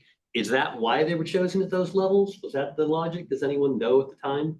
Yeah, that is kind of how they were chosen. And as we looked at these, we also one of the things we're interested in doing, and we'll talk some more about option 3 versus option 4. But in option 4, we have the ability to incorporate the paratransit fare into these caps as well. And so having the multiples of both 2 and or 3 makes sense as well. Well, that kind of logic kind of breaks down on the $3 one, but there's some math there. And so the idea would be that that we're trying to look to identify a period of time. I would say the month cap though is less about a specific amount of trips that you're going to take and more of just about and a reasonable amount that we're willing to have people pay over a month. I mean, I think you could have these month caps be higher or lower, and that's an option down the road. I think really these caps continue to be our best way to increase or decrease fares, because making small incremental changes to the base fare is challenging because you end up with non-whole dollar amounts, and that creates a lot of extra time at the fare box and so forth.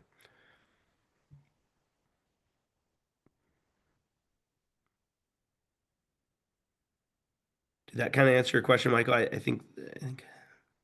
Yeah, I mean, those seem like good caps to me, but I'm just wondering if there was thinking there that I didn't cross my mind or a way of thinking about them that, yeah. No, I Thanks. think you're thinking about them the right way. And I think, again, the other aspect of that is just, what's a plausible amount, I guess.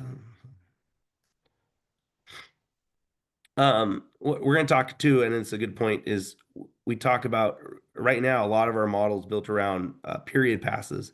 But as we currently have fare capping available as well in our current fare collection system. Those are those people that place stored value. They're capped at $3 a day, and then $30 over a 31 rolling period. No, actually, no, their stored value, they're capped in a month, calendar month, at $30. And so fare capping just, that's limits how much a rider pays in a day or a month. And once they hit that cap, then that rides are covered for the remainder of the period. So I know that that's come up a couple of times. We just want to make clear how that works. I will say that that made our modeling challenging because we had to kind of, as we went through this process, we looked at all the 2024 rides where we were able to track a specific fare product through its month or day and stuff. So we kind of applied those different cap levels and and then calculated how much they'd actually end up paying differently than what they are today. Um, Josh, can I ask Yes. a question about, on the previous slide, about the common fares for paratransit and just kind of the philosophy, because the cost recovery compared to fixed route and the fare versus the paratransit actual cost, the cost recovery is obviously very different. And did you evaluate going just even slightly higher to try and achieve more cost recovery, or just thoughts about staff's thinking on that? Yeah, I think the team, you know, they're such disproportionate that the cost recovery, you'd have to go to like $30 a trip or something to even be, be proportionate in cost recovery to like full fare, for example, or to fixed route. And so we didn't really see a way to make a significant dent in that. We did look around at other partners, Skagit Transit, for example, they increased their fares as well. Didn't see a significant change in ridership. Um, I think that's comes back to more of a board philosophy as to, you know, Yeah.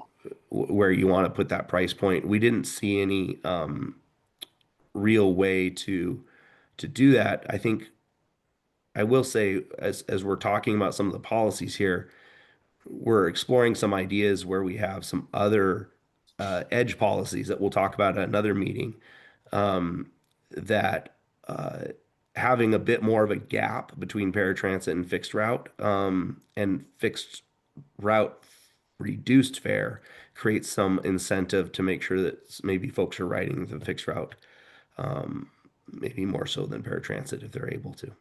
I was going to mention the most important point here is that you can't have more than double paratransit Yes. costs on a Thank fixed you. route base. That's very That's helpful, the yes. most important point here. Thank you, Tim. Yeah, and that's also part of our 5307 or 5310. One of the two grant funding requirements is that we're prohibited from having more than double. So I guess to the numbers in 24, it looks like we had 200,000 fair transit. Does that really relate that $2 per ride, 400,000 more income? If we go, or sorry, $2 more, which is 400,000. Is that kind of in the ballpark of what that would generate if you go to 3?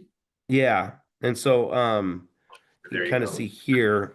Thank you for saying that out Right. there. Someone looked ahead. Hand him his $20 now. Okay.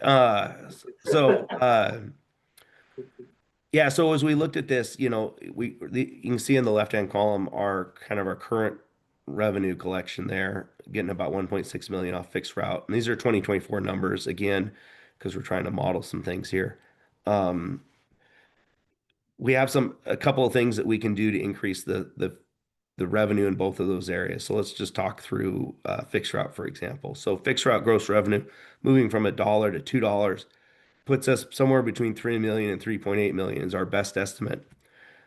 That's a range. It's actually about 20% range from what we modeled as our highest revenue at 3.8 million. And there's a lot of things that complicate our modeling here, and we're not able to really model ridership loss that may happen due to this.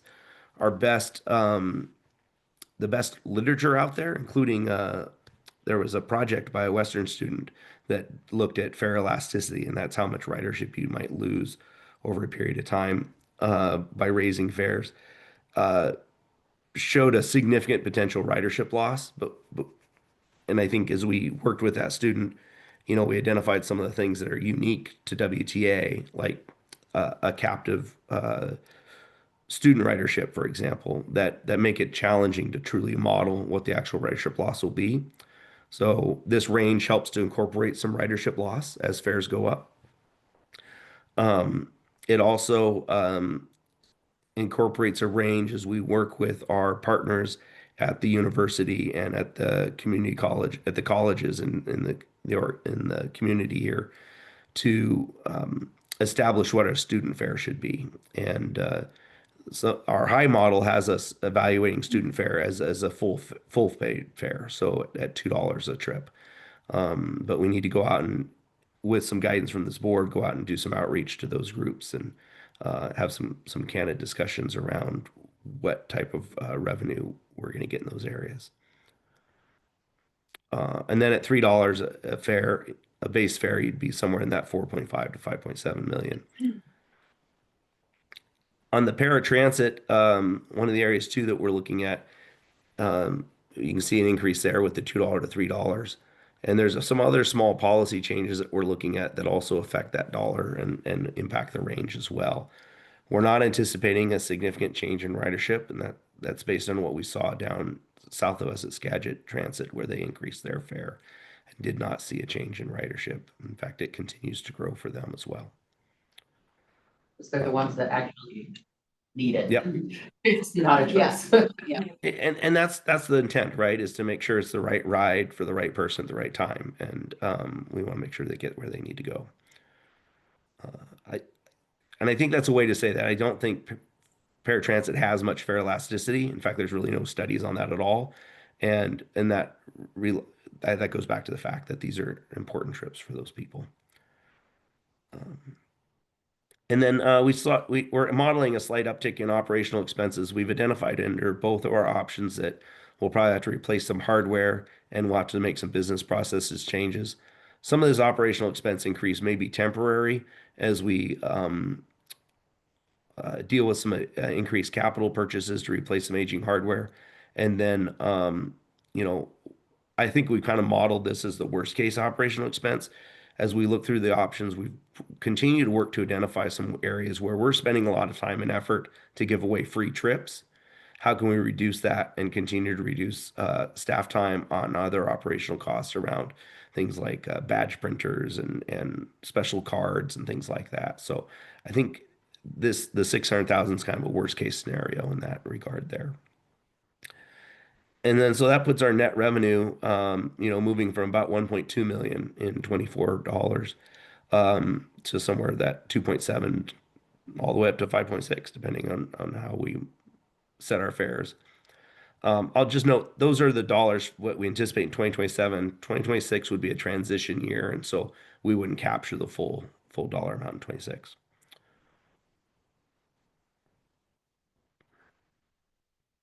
Yes, for a reference point, that you pick kind of in the middle, 3.2 or 3.1, 3.2 of the $2 increase, that gets us really close to the former target of 15%. 14.5-ish. So that would be a nice thing Yeah. to shoot for. Yeah. But of course, we've given away a lot of free rides since that policy was enacted, so it's not quite getting there, but maybe not so bad. Yeah, I think that's something the team's really been looking at is revamping our. It's another good segue. Boy, you're just leading me into everything here. Is the the team's also been, and we don't have a presentation on it today, but the team's really been looking at our partnerships with our social and health community, and we have those social and health free passes that we give away each year. We also find that a lot of those social and health programs are also buying a lot of product from us. And we have some concerns that there's a lot of duplicative effort amongst that group and a lot of product being purchased by them, which is, taking away from their ability to do other good work, and or the free products that are being given that are all overlapping with some of the same client base. And so the team's preparing an outreach effort in August and September, perhaps even a summit or something with a lot of these groups to try and figure out if there's just a better way to do social and health to make sure that those who most need our trips are still able to get those trips in a way that is both equitable to all the parties involved. I guess the person needing the trip, WTN providing the trip, and the social and health programs that are partnering with us to help make sure that the right people are getting those trips. So we think there's an effort there that needs to occur that might change how many free trips we're doing and might change the calculus there as well. But I think there's a way to actually cut costs for everybody in a way that and still benefit those who have the least means and need the most help in getting on board.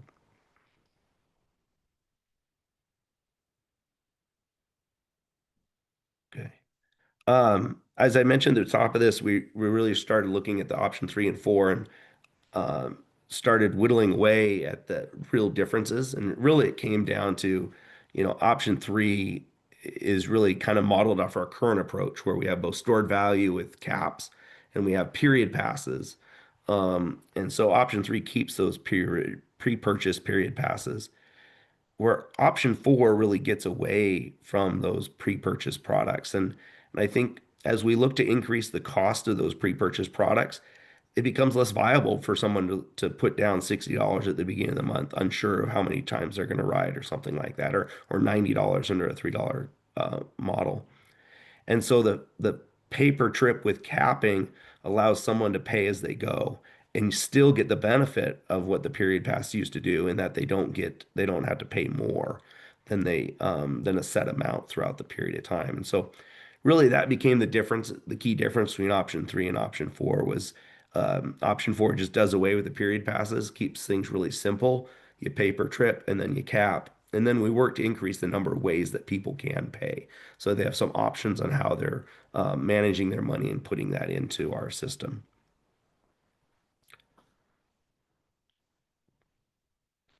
Well, there's that added benefit if it's kind of neutral from the user, the rider's perspective, but it's certainly on the back end from a staff perspective, operationally, there's less logistics option.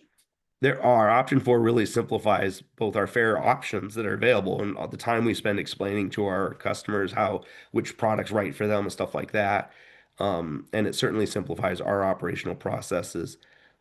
It's also the option that allows us to look into things like uh, what they call open loop or bank card payments on board as well. And another exciting thing is it changes how we do paratransit, and it brings some parity to paratransit service and fare collection with our fixed route model, and incorporates the same fare processes in between paratransit and fixed route.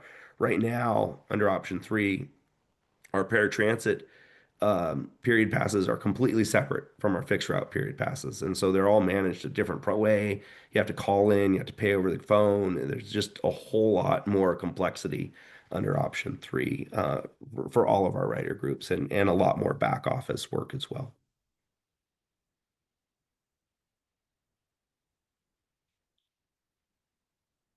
So as the teams looked at this, we've been reluctant to provide a specific recommendation, but I think as we kind of dived into this, we have kind of settled on our recommendation. That's that middle column there, which was looking at $2 at moving from $1 to $2 a trip, moving for our base paratransit fare from $1 to $3, and then implementing those $6 and $60 caps. We'd like to move forward with the option 4, again, because it really simplifies the experience for the riders, and it gives us that ability as we're looking at the caps to allow a rider to actually pay as they go and not have to be dependent on prepaying ahead of time that larger amount as we look to increase our fares.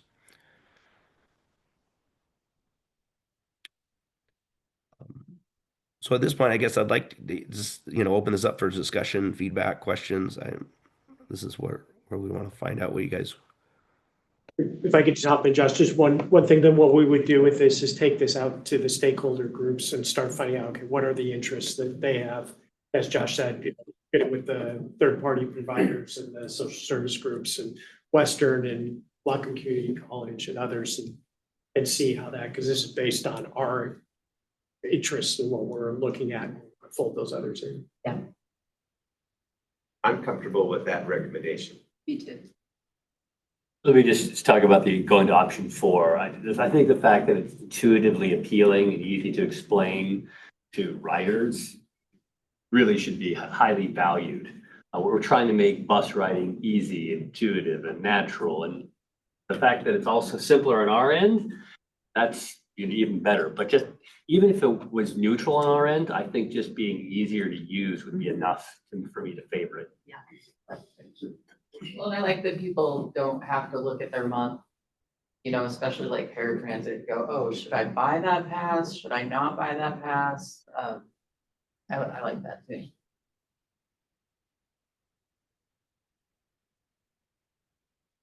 Okay, so I'm hearing some consensus, maybe, around moving forward with the $2 option. In which case, as Les said, yeah, so we would kind of put that together into a policy form. Or I don't know if I have a slide on next steps, but next steps, we'd put that together in a policy form, go out and meet with our stakeholders, and engage with them, do some public hearings and schedule some public meetings, I guess. And then come back in September with kind of a full-blown policy document that outlines all of that for this group to review. And then probably do a public hearing in September at one of the board meetings there, probably the second board meeting, do a public hearing as well to kind of finalize this stuff. And that would be an opportunity for a lot of those stakeholders that we've engaged with also to have their comments contributed as well. And then hopefully in early October, kind of adopt a new fare rates and rules that we could then be working on implementing in 26. Just one question though. So on I see the fare cap. So is the fare caps the same then for paratransit? So it just takes 2 trips to get to your day cap and 20 to get to your month. Is that what we're looking at? Under option 4, it would be, yes. Yeah. Okay. I just wasn't sure if it was going to be a higher one for. No, and I think that's one of the things we liked about option 4. Okay. Yeah, with option 4 is it becomes a mixed fare cap. You know, it's the same fare cap across the board, no matter which service. So you could take a paratransit trip and then maybe you ride the bus home or, you know, things like that. And so it really becomes one fare system for everybody, no matter which mode you're using. And I think encourages an opportunity for people to use a mix of modes, which we're seeing, I think, as well. Not everybody, but we are seeing a number of people using mixed modes.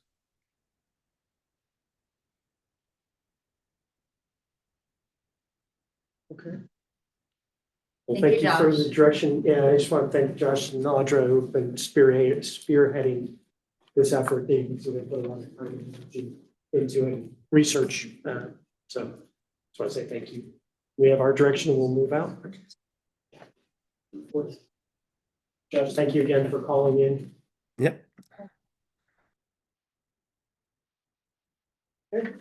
Did we want to move on to expenses since we have? One other this topic on the property holdings. Oh, just kidding. Yeah. Well, I don't think it'll take. We're trying to skip one. It'll take very, very long. But this is the intent of another potential revenue option is making sure that as we're thinking through our property holdings, that we're leveraging those appropriately. So are there potential leases on that? We've got 8.5 acres at Ferndale. Do we need a full 8.5 acres to operate?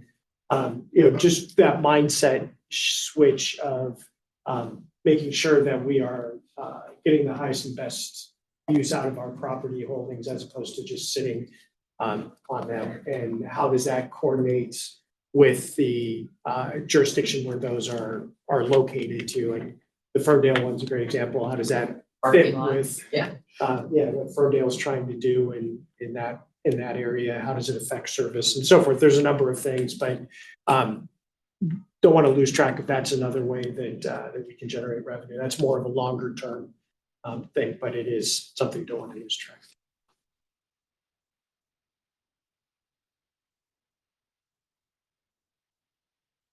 That was it.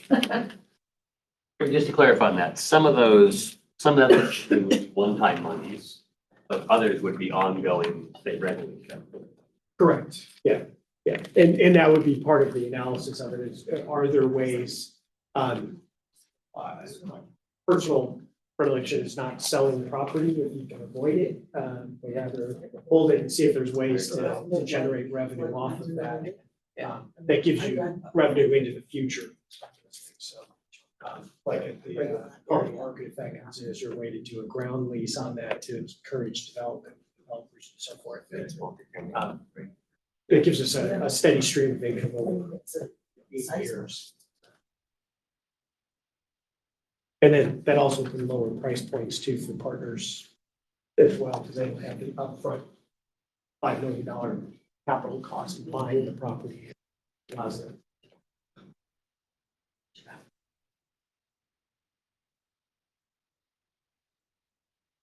Sorry, my side conversation was.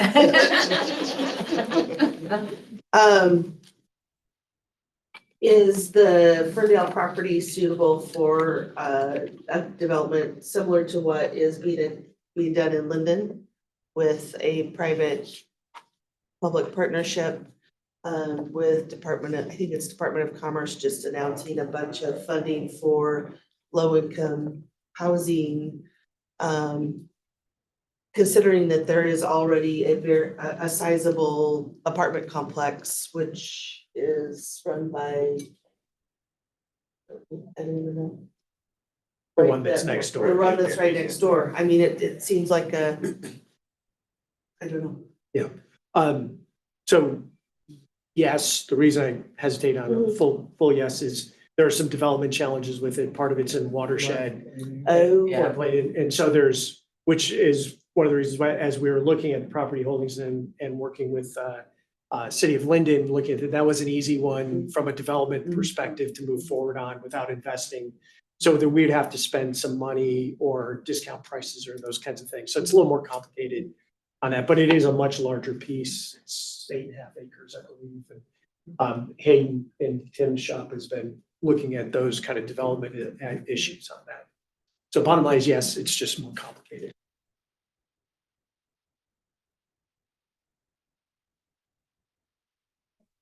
I'm ready if you want to do a few slides. All right, so we'll go back to your slide packet. Start on the 25 budget expenses, and this is just sort of. If I could just give a lead in on the expense side. So we talked about where we could generate revenues. Now, where can we save money on the expense side? And what we were looking at doing in this one is really kind of talking about, to the mayor's point about purchasing power. What are those things that are that folded into our just new normal of operating expenses and things? And so to kind of cover through those. And so with that, I'll turn it over to John as we transition from revenues to expenses. Plus for the intro. So again, just looking at our problem of revenues being falling behind expenses, this is just kind of a summary, and I won't read it to you, of what expenses have been over the past years. Our biggest component, right, is wages and benefits of our total expenses. But we've seen increases in all of these line items over the years. Some things are under our control, most are not. We are expecting a large increase in medical benefits this year. Our average of the two plans is 10% for 26, and then we're projecting out 8% going forward. And we're seeing that across the board with other agencies in medical. Just folks are using the system a lot more. It's cost more to provide the services. What we'll see in our fuel, we'll be seeing a shift in 26 as we bring the electric buses online. And we do use that, we code that electricity for those buses into the fuel section. So we'll see likely a decrease in diesel, and then also propane and gasoline as we're kind of transitioning out some of our propane paratransit vehicles. And then we have utilities. And then we also put in the buses, and I notice I have a typo there. An electric bus is not $174,000. It's $1.2 million. So I apologize for that.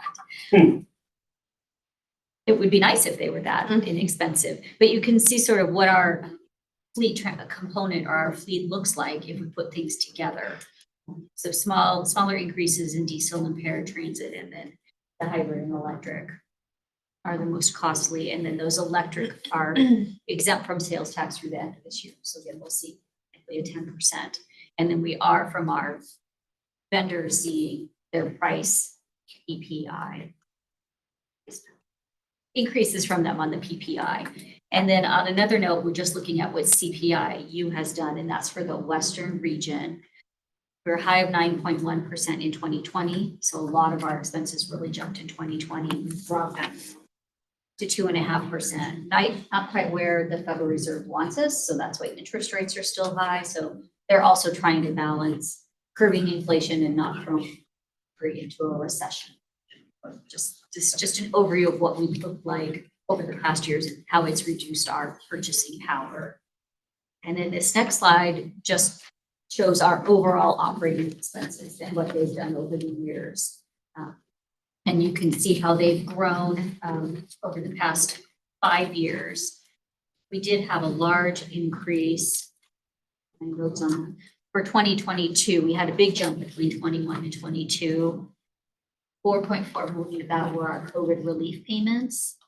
And then we also had salaries and benefits went up 2.7 and then 750,000 in diesel.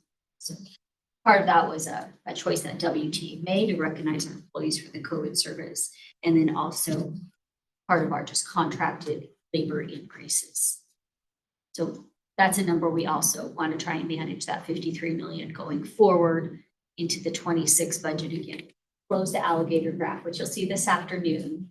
But not as many levers to pull on the revenue side. So we're looking at what levers to pull on the expense side.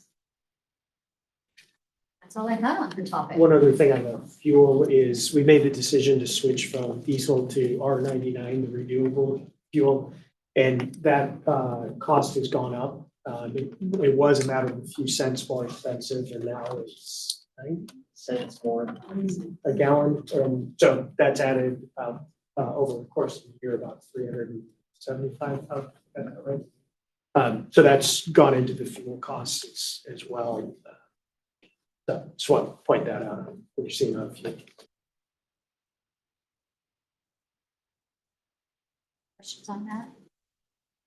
The next one, I don't know if we want to maybe go to, okay. The next one is talking about covered absences that I think a number of your entities, home entities have seen that as well. There's a number of authorized leaves coming on the books. It's created coverage issues that have cost more to the agency, which is again part of this new normal, but it is an increased cost that we're trying to cover on that. So Eric and Andy, we're going to chat about that. Yeah, we're trying to get our people in Olympia to bring that topic up, because that's just killing us. But we have to fill out for 9 months, and we are a tiny city, and we just can't cover their vacancies.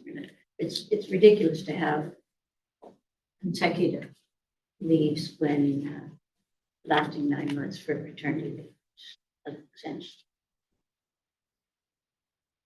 Do you want to go first? Yeah, I'll start. Okay. Just kind of situational awareness from my perspective. The challenges with staffing levels, and these aren't related to open vacancies. The vacancies, we have people staffed. It's just people are taking large amounts of leave and not passing judgment on those that are using them. I'm glad they're in place, but it does really increase the amount of overtime.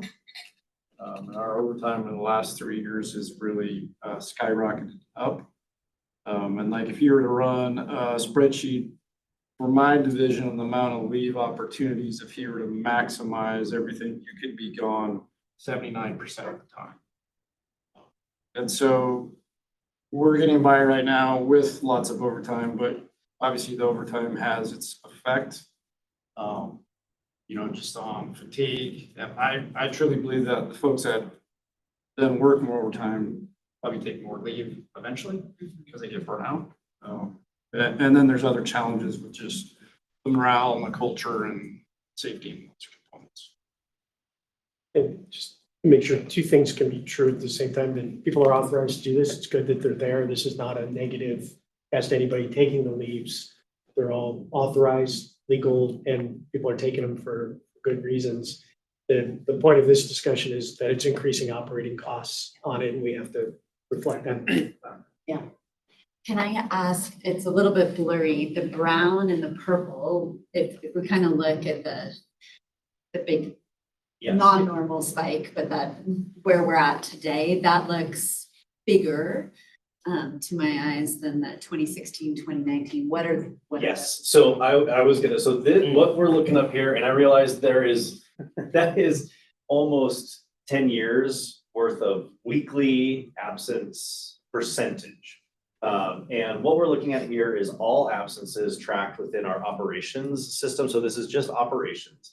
This is our folks that require coverage when they are gone. So that's, we're talking transit operators, expediters, dispatchers is the primary here. So this is the total of all of the absences. And so that just gives you a sense of pre-pandemic, we were about 18% overall, all absences on a given day. Obviously it fluctuates day to day, but that was kind of the average. And then post-pandemic, it's hard to figure out where to start that line, but it's a roughly mid-2021 is where I started that line. It's increased and is now this year has been hovering around 25% on a weekly average. If we go to the next, Marilyn, to get to your point, there's two more slides here. Rochelle, if we can go to the next one. So this slide shows that graph broken in half, or the previous chart broken in half. This is miscellaneous absences, so things like jury duty, bereavement leave, union business, and primarily vacation. So vacation is something that is capped. The amount of individuals, operators, and staff that can take vacation on any given day is capped through the contract. That number hasn't appreciably changed over the years, ignore the pandemic. We can go to the next slide, and this slide reflects sick leave, L&I, FMLA absences that are not coded as sick leave, and then LWAP. So LWAP is how in our system we are accommodating PFML primarily. So that's state mandated leave. And what you see is there was a pre-pandemic baseline and then a post-pandemic baseline. And importantly, with these numbers, it gets a little bit blurry, but the PFML came in right towards, I think, the end of 19. And so we didn't know what the impact of that was because everything during COVID just got super wonky. But coming out of it, you can see that brown, Marilyn, to your point, that brown and that purple have really increased since. And so that's just reflecting the new normal and on things that are a lot more difficult for us as an agency to have any control or management over. Very Lou, to your point, it's state regulations that are driving this increase. And so presented without comment, but for awareness. So on the overtime piece, can you just hire more people? Or does that add another complication to the mix? Can I just Yes, say- and. Yes, to both questions. Yeah, so operations, it's reason, Andy shared the impact on fleets. And so for Andy, well, I don't want to necessarily speak for Andy, but operations is structured slightly different than fleet is. We are structured with a group of employees, what we call the extra board, who are hired specifically, or they're transit operators that their bid is to fill in for absences. So we're already structured with a certain amount of folks that on any given day they don't have a schedule until somebody calls in sick or has vacation or is in a meeting. Andy doesn't have that. And so anytime you have an absence, it's almost always going to be overtime for you. We have essentially prepaid for those absences to be covered by having staff on. And it's 45-ish individuals that fill that because of the amount of absences that we have over our 186 transit operators. What the net impact is more hours to that work group if that number doesn't change. Or we increase the size of that group so that the net hours don't increase, or we don't do anything to change staffing and we end up canceling service, right? And we've tried to make the commitment as much as we can to not cancel service and to staff to being able to backfill on those given days, whether it be straight time or overtime. Yeah, and Andy's made the same. Just for a feel of it, so how many people are affected by you and how many are affected by you in operations? Just so I get an idea of what the numbers of people. Well, we have 15 technicians. Yeah. So like right now, we have 4 folks out on PFML or FMLA. And so like our overtime last year was 15% of our budget and probably be around 20% this year. Can I ask an uncomfortable question? Does this create a scenario where people could call out and still get overtime? Yes. That feels like a problem. I think that happened also. Andy, you said you have 5 people out now. And then how many vacation slots do you have per day? Yeah, I don't know off the top of my head, but I mean, it all ties together, right? And like I said, I don't want to pass judgment because if people need to use leave, it's there, they use it. And I have vacation, they take vacation. Just really puts the strain on the system. I mean, it feels a little bit like it leaves us open to, for a better word, kind of getting scammed. Yeah, I don't, that's not a great word, but, I mean, people could kind of coordinate that, right? The short answer is. Well, so is it accurate to try to reframe it? It's not that we have a leave problem, we have an overtime problem. And the leave is what's helping to create the overtime problem, but the thing we want to solve is the overtime problem. Is that accurate?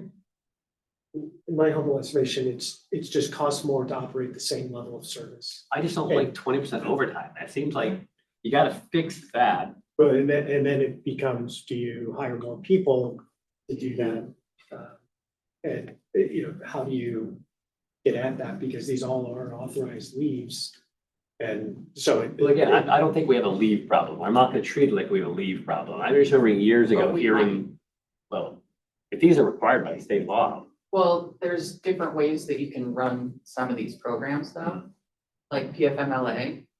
An organization can actually require people to use some of their PTO or vacation time first before letting that kick in, which can discourage people from taking leave that they maybe don't need as much, or for extending leave for maybe a family member that needs help that doesn't really need help as much anymore, but they really did in the beginning.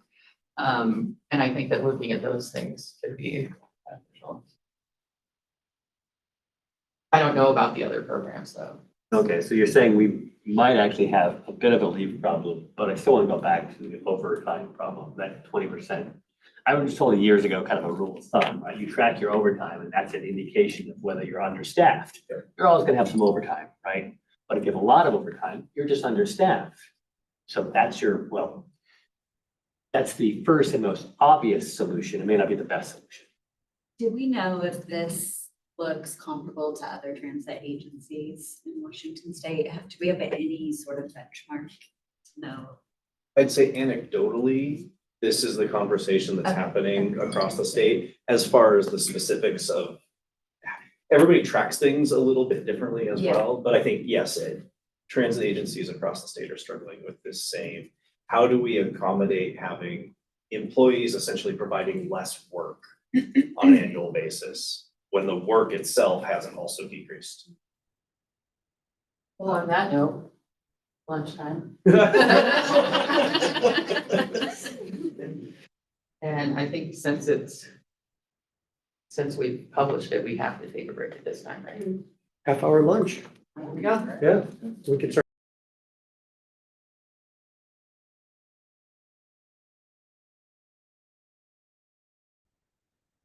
All right, welcome back. Just wanted to give anybody a chance to ask questions or discuss the increased covered absences discussion since we had the run out on that one. Okay, so I guess I would like to see what our options might be for that medical leave. For maybe changing that structure a little bit, just, make sure that we're kind of looking at it from all the angles. Anybody else? All right. But there is a state law change that will impact how those run. So right now, folks have the opportunity to run those one then the other, and the law will then require that they overlap, which will impact things. There's still ways where folks could do one than the other, but it's less accessible. Okay, thank you. And we are going to, it's L1, we're putting to the bottom of the agenda. Talk with your mouth full. Yeah, sorry. And don't mumble. And don't show up on screen. Speak clearly. The L1, we have a transpo here to talk, and I told them to come about 12:45. Okay. We're running ahead of schedule, so maybe we could take L2, 3, and 4. Yep. All right. So L2, division reductions, Les and Shonda. Yeah, so what we've done with Shonda, I caught her off guard flipping things. No, What staff has done is in due diligence, looked at a number of potential reduction options. These are being presented as for a scope and scale look to see how much those things could be. These are not recommendations at this point. It's talk about, have the board talk about things. And then that'll help us as we go back and build a budget into the future, coming back to understand where the board's at on some things. So what we've done is, and then I'll turn it over to Shonda to walk us through, but we've got, in these things, we've looked at what we're calling enterprise-wide savings, some things that go across the whole enterprise where we can do with those. We've looked at division reductions at 2%, 4%, and 6%. What does that look like? And then taking a look at service, again, to see scope and scale of how much savings comes with different kinds of things that we'd be looking at. So again, these are being offered as a way of seeing how much that scope and scale of the cuts would look like. So with that, I'll turn it over to Shonda. Okay, so we did hear what you said last year about closing that gap, and so we wanted to spend quite a bit of time this year just really looking at ways that we can do this and generating some things internally that maybe we can layer on with both the revenue and expense discussion we'll have later. So the first thing we did is all of the divisions looked at the 2025 budget and cut 2%, 4%, and 6%. So we assumed for going forward that would be our budget, and each division did that. And we actually were able to, these numbers reflect what we had at 2%, 4%, and 6%. Those exceed the actual cut that we needed to make from the budget. So for example, maybe the 6% was 700,000, and we were able to come up with more than that for things that are, I don't want to say fat, but are maybe not things that we necessarily need to do in the future. For some divisions, it is more difficult. If you have a smaller division or a lot of mandated expenses like finance, we have the audit and bank fees and things that we don't have a lot of room. So there are some divisions that we're looking at cutting some training or some travel, potentially new desks, things like that. We also did remove one-time expenses. We had things in 2025 that we won't spend in 26. So this would be one area that we could move forward with our 26 budget and go ahead and look at cuts. Yes. I'm having a hard time seeing the screens. Can we either make it bigger or get a printout? It's right in. Is that better? Yeah. Okay. So just we're looking at this yellow line, just the 2, 4, and 6. And then on the right-hand side, we'll play with that a little bit later this afternoon. So that was one area that we went ahead and looked at. And one thing on those expenses that didn't include people, it was expenses. Correct. So it's not wages and it's not, no people at all. And then enterprise-wide savings, we looked at line number 5, which would be closing our health resource center. That saves about $255,000 a year. And Vanessa and her team have been gathering some statistics on the use of that. If it's meeting our goals, which one was to reduce L&I claims. They opt to apply a portable in the back here, so we would have savings from portable rental. That's one division or enterprise we looked at. Another was waiving mandatory medical coverage. So everyone who works at WTA has to have medical coverage. But if you're covered by a spouse elsewhere, make sure I'm getting this right, we would want you to have the opportunity to waive coverage at WTA. So you would save the premiums that you're paying now, and then that would also be a savings for WTA. But we would have an attestation process, so we wouldn't be not providing coverage to folks who don't have it. They would need to certify and attest that they're able to get it elsewhere, right? Did I go the right direction? Okay. Another one is eliminating the Transit Access Fund. We pay, there's $500, $500,000 available every year. And we have used that every year that we've had it in existence to like almost, we've spent all of it every year. Is that right, Tim? For over the time? We have, correct. We have 2 projects going on right now. So there'd be an opportunity if we want to keep that, great. If maybe we want to reduce it, maybe we want to combine it with something else or do some trade-offs. That's another one on the table. And then one that we will have to negotiate is we have 2 high deductible medical plan options at WTA. We have relatively low usage. WTA does contribute an amount to that to help incentivize folks. And we're thinking if we can provide more of an incentive, all employees did it would be $1 million, but it's $31.60 per person. So if we can get some groups going over there, high deductible plans, I think for folks are maybe just a little bit scary or foreign. You feel like you can't go to the doctor or there's some components. So there's a lot of education around that, but that is also an opportunity for folks to have good coverage in a different way. Those are the division-wide and enterprise ideas that we have. And as Les said earlier, what you're going to see on this sheet are ideas for scope and scale. They're not recommendations. They're not what we're going to do, but just have the board tell us, are we on the right track? Are we leaning in the right direction? Is there something on here that you want to see that's not on here, and vice versa? So the net impact of those between lines 5 and.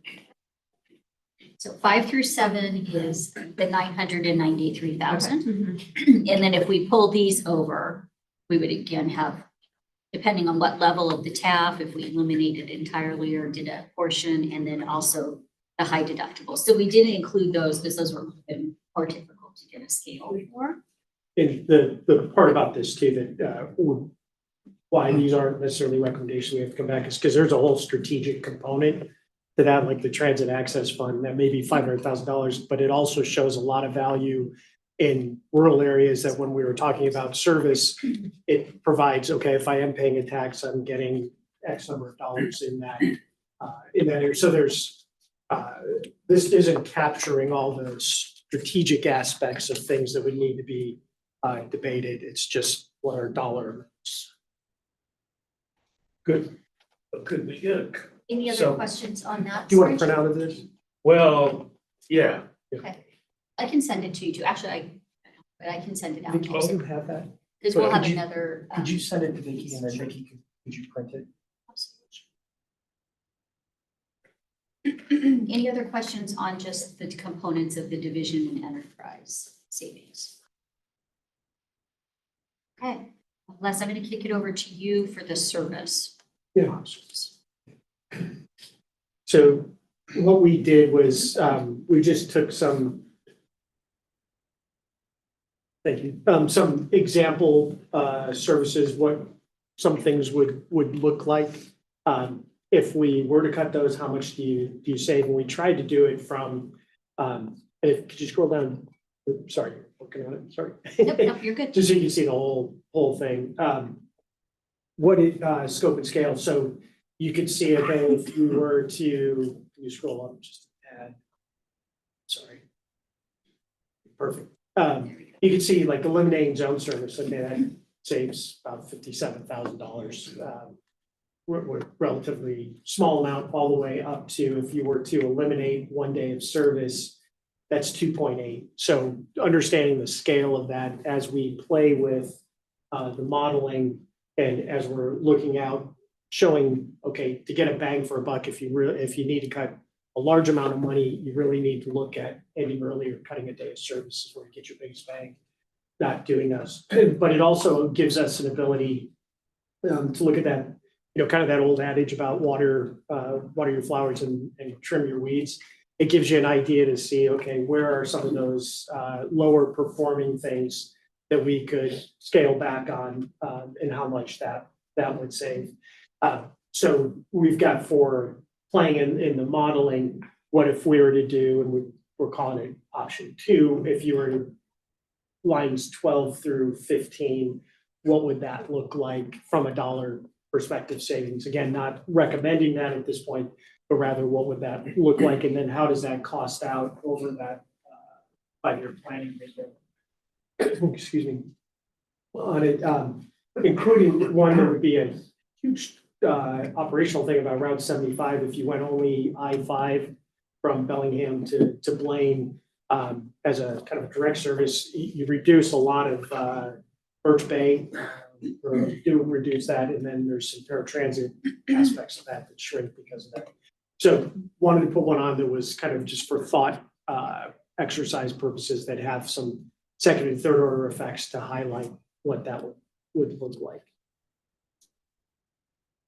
I had a question, in the board packet in advance of this discussion, the cash and designated reserves. We've seen that several times, but what was included in this packet isn't forward looking, it stops in 25.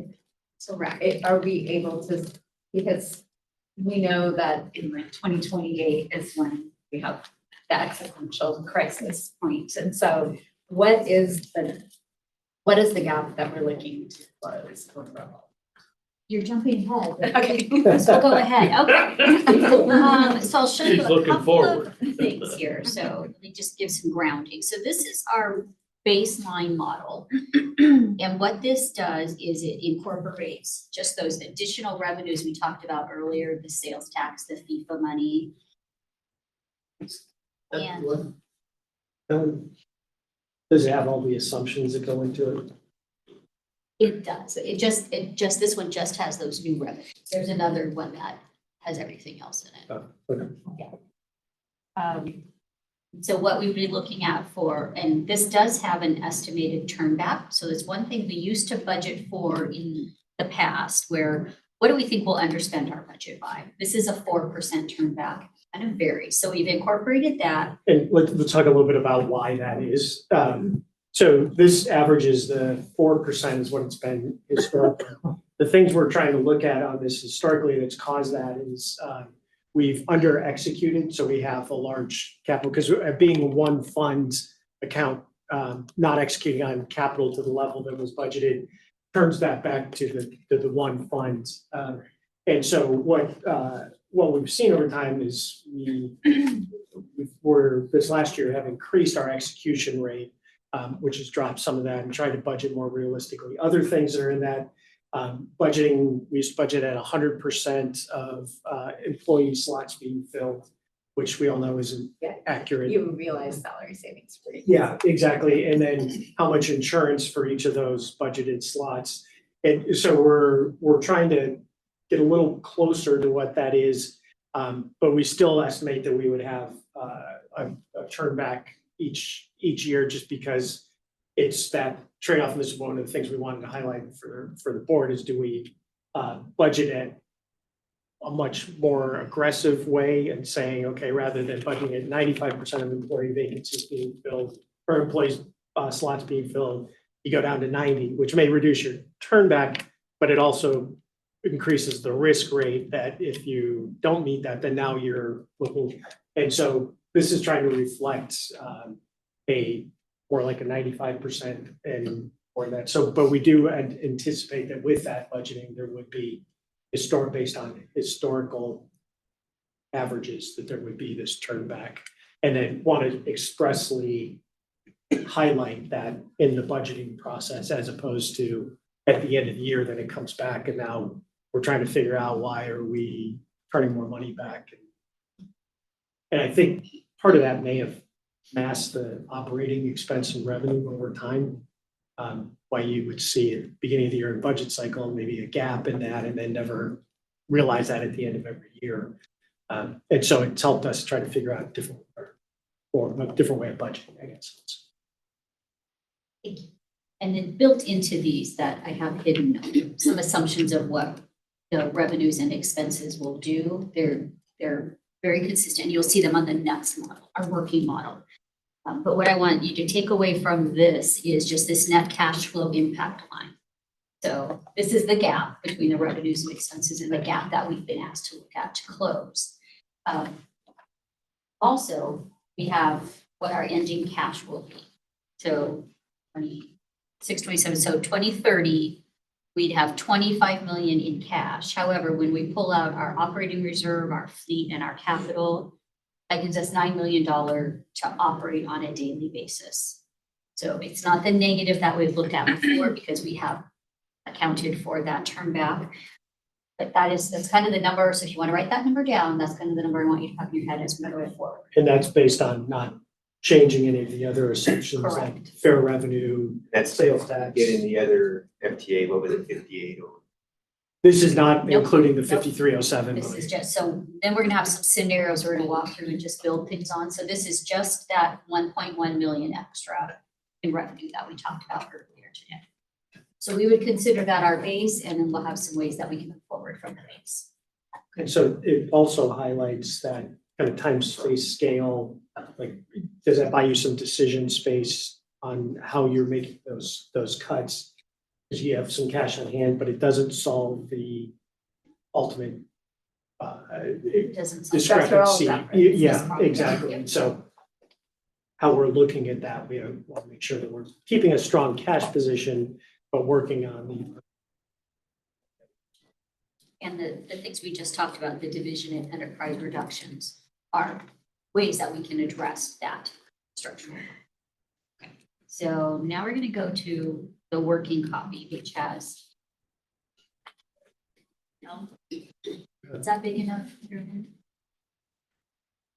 I don't think. Yeah, yeah, get the. You can collapse the menu too, that might help. I wonder, can you do share, Single line like revenue. share the program, not share? Get too long space today. Okay, so this gives me a little more space. So what we have in the first column H, is what we project year end to be based on the June actuals. Take June actuals, projected it out. And then here on the far right, you can see the assumptions that we have built in. And these are just, again, for demo purposes only. What we have built in here in 2026 is the FIFA money. So we've started here. This is the model that you just saw earlier. And then our first iteration. Make sure I do them in order.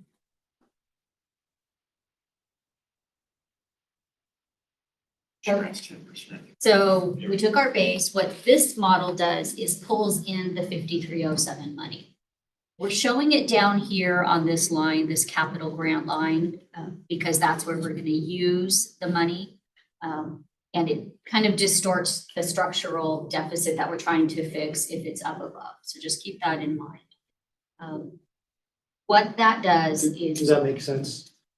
So Yeah, so all you're getting is the interest up above. Correct. Right. And the cash is sitting down below. You know, it would be tremendously helpful if we had this printed because we're losing Yep, the okay. continuity Let of me the stop line sharing. as you're Let me stop scrolling. So sharing. maybe what we could do is take a 5-minute break. We'll get that Yeah. printed. And then when we come back, Transpo should be just about ready to hop online. And what that is just a quick introduction. Andy has, we've asked it in the context of costs.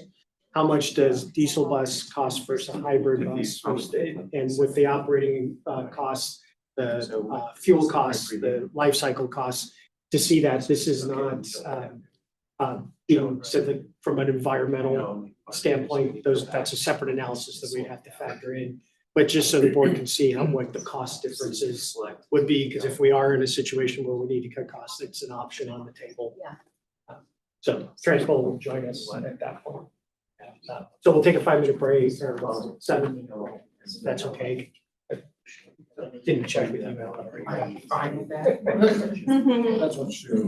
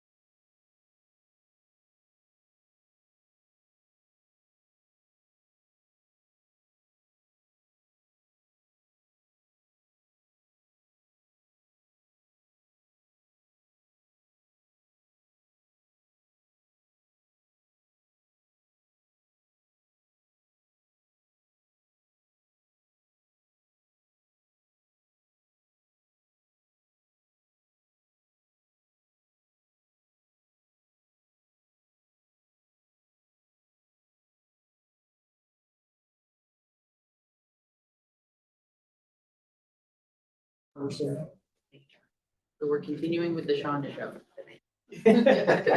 Yeah, actually, I wish. I could. Shonda show.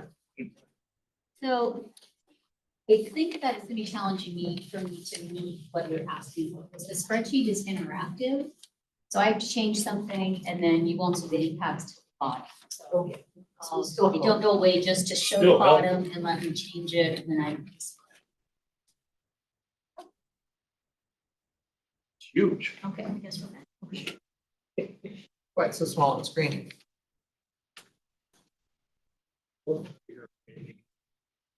Bigger.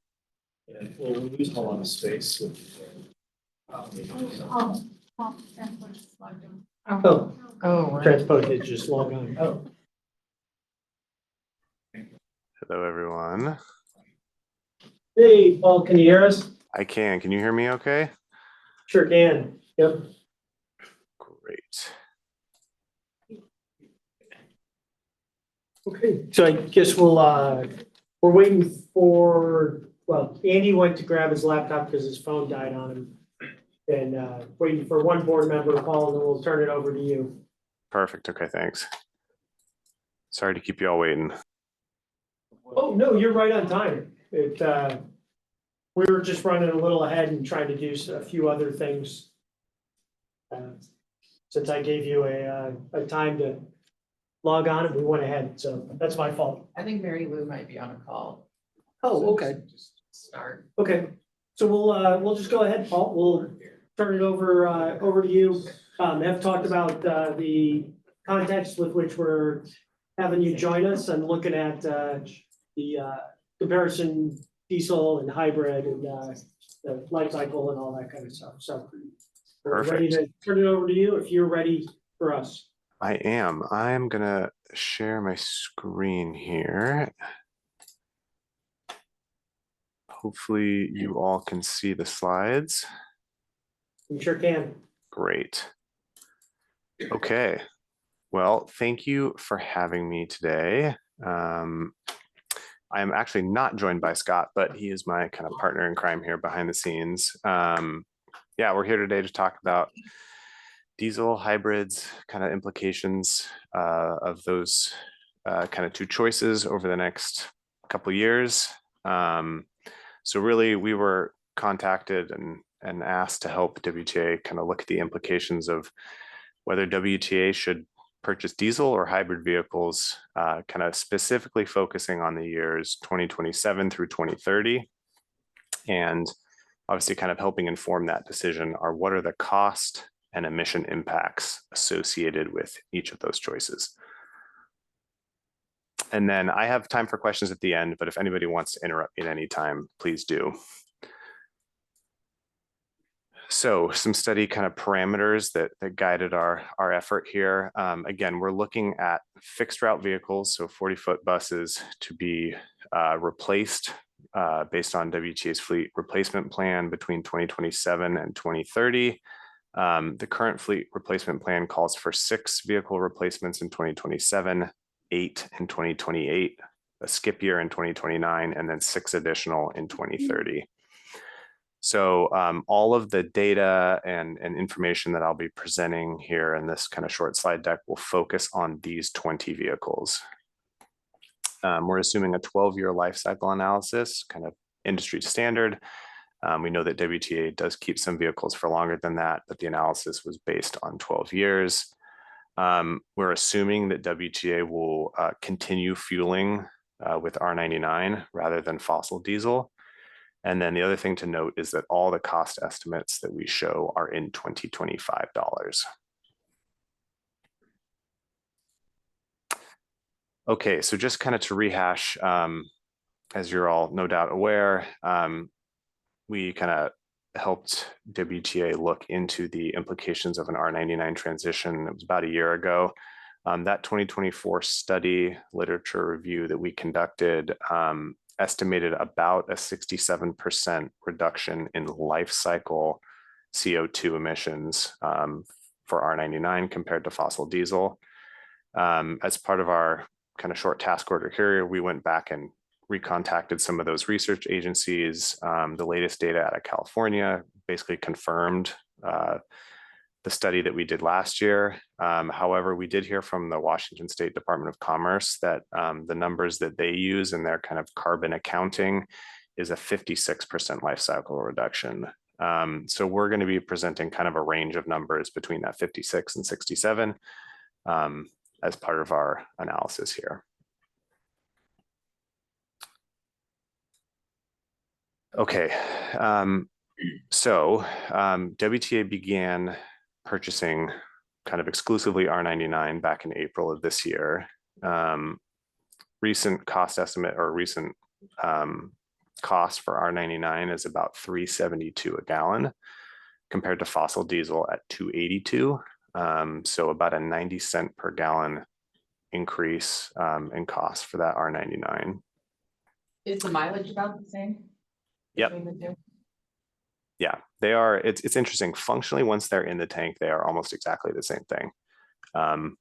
Our study showed us that the R99 might have slightly fewer particulates that are emitted kind of from the tailpipe, but functionally, once they're in the tank, they are almost exactly the same thing. It's our understanding that WTA purchases roughly 35,000 gallons of fuel per month. So back when that was fossil diesel, that translated to about 473 tons of carbon dioxide per month. With R99, that number is reduced to 155 to 208 tons, again, 56 to 67% reduction, which translates to an annual savings of between kind of 3,200, 3,800 tons of carbon dioxide for an additional cost of about $375,000. So that's the kind of premium you're paying for that R99, which when you kind of do the accounting means that you're paying about $100 to $120 per ton of carbon abatement. So you're basically paying an extra $100 to reduce your carbon emissions by a ton. Does that kind of make sense? It does, Paul. Are there other things that different businesses and things can do? Like, I don't know, install solar on your roof or whatever. Is there how expensive it is compared to other climate actions on a cost per ton basis? Is this one of the cheaper things people do or one of the more expensive things people do? That's a great question. $100 a ton is pretty good. There are some that are cheaper, like planting trees is always kind of the example. I think that's like $50 a ton, but that's one of the cheaper ones. There are definitely more expensive things that can be done. This is a good, I think, a reasonably good investment. Thanks. Yeah. Okay, so then we have some kind of cost estimates that go into our financial modeling. Wildly enough, a diesel 40-foot bus now costs $875,000, with a hybrid bus coming in at about 1.23 million. In terms of maintenance costs, diesel vehicles or diesel buses come in about 33 cents a mile for maintenance, whereas hybrids come in at about 57 cents a mile. That is mostly due to two things. Hybrids, they've got two different drivetrains, both have to be maintained. They have an electric motor, they have a gas motor, you got to maintain both of them.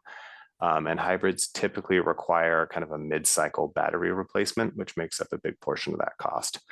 So hybrids are more expensive to buy, they are more expensive to maintain. However, they get better fuel economy. So the most recent hybrids that WTA procured are getting about 6 miles per gallon, whereas the diesels are getting about 5.4. So we're seeing approximately a 10% increase in fuel economy from the hybrids compared to the diesels. I have a question. We're all feverishly writing. Can you send the slide deck out when we're done? Yeah. Absolutely. Yeah, please don't feel like you have to copy all the numbers down. We'll definitely provide them. We'll send all slide decks. I ask a stupid question? No stupid questions, but Why are we not also including electric in these comparisons? Not that I think that we should be pushing electric with the issues and the maintenance and all, just all the things kind of working against us with electric. I'm just wondering why we didn't include it in this. So I think that was, our scope to them was because the board had said, we're gonna pause on buying electric and do the hybrids. And so that was the way we Because were. staff listens, that's why. All Yes, right, being very. I forgot. Soft and- Once in a while. All right, thank you. So Ally, we're out of capacity to purchase more electrics. We'd have to expand infrastructure to somewhere else. Yeah. I will say, Stupid question. no, not a stupid question. I will say the 2024 study looked at like 10 different scenarios, had electrics and all sorts of things in there. So that old report has a lot of that info in it, if you're curious. Paul, I might be jumping ahead, but I'm curious to see from the initial capital costs for the diesel versus hybrid, and then it's nearly 100% difference on the maintenance over the lifetime and a 10% savings on the hybrid. I'm just curious over the average lifespan of the bus, how this all plays out. Yeah, that's a beautiful segue into my next slide. So thank you for that.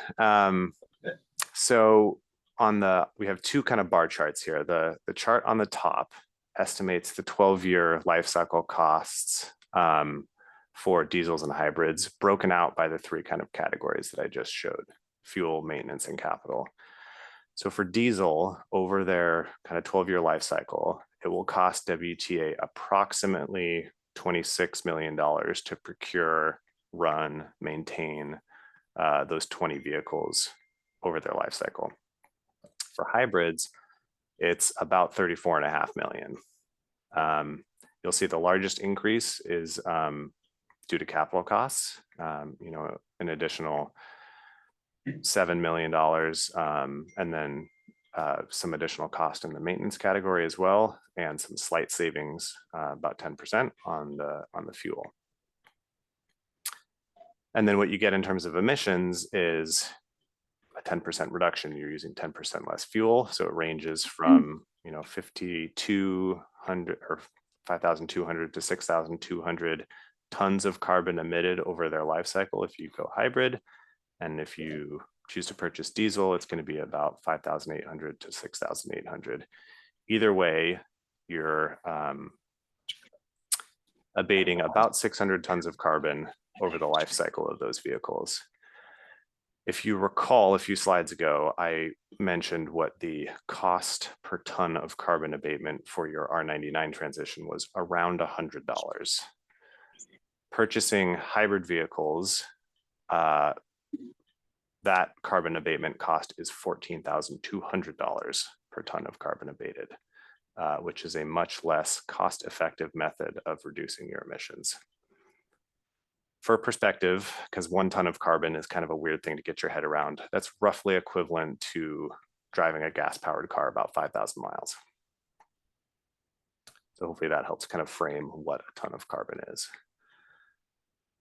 So kind of the summary is hybrids offer about a 10% reduction in carbon over their life cycle, costs about $8.5 million more. One thing to note about that is most of that cost comes up front in capital costs. So that's kind of, about $7 million is saved in those vehicle procurement years. And then, the extra, 15-20% of the cost is borne out over the life cycle of those vehicles. But it is just kind of an upfront cost savings to go with diesel. And then again, you're getting a carbon abatement cost of about $14,200 per ton of CO2. Do these charts make sense? Is this confusing? Any questions? Well, I have a question. Does the cost comparison here include the cost difference for R99? Yes, thank you. This assumes both will be fueled with R99 regardless of whether they go diesel or hybrid. Yeah, so the fuel. We're spending an extra $375,000 a year for R99 already, right? Yes, that assumes that. I'm going back watching my notes and I'm trying to compare apples to apples. Currently on the screen is the diesel running on R99 compared to hybrid comparison, correct? Diesel running on R99 versus a hybrid bus also running on R99. And it shows 600 tons saved per year, per 20 buses per year? Over their life cycle, the 12 years of those buses running. So, okay. Yeah. When I go back to the R99, there was an annual savings, not a lifetime savings of 3.1 to 300, over 300,000 of tons equivalent per year. Again, is that for the 20 buses? That's for your entire fleet. That's for a your much that's bigger for your number. fleet today. Okay, that's a much bigger number, up to 38,000 tons per year compared to just a couple hundred tons per 20 years. That is correct. That is because it all goes back to the fuel economy of diesel versus hybrid. It's only really a 10% savings in fuel.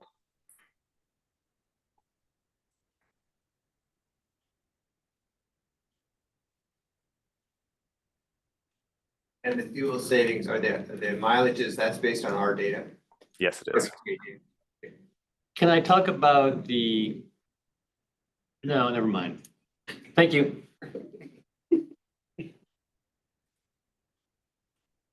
So So kind of it's- sorry, go ahead. Oh, I was just gonna say, it's, I feel like I'm jumping ahead.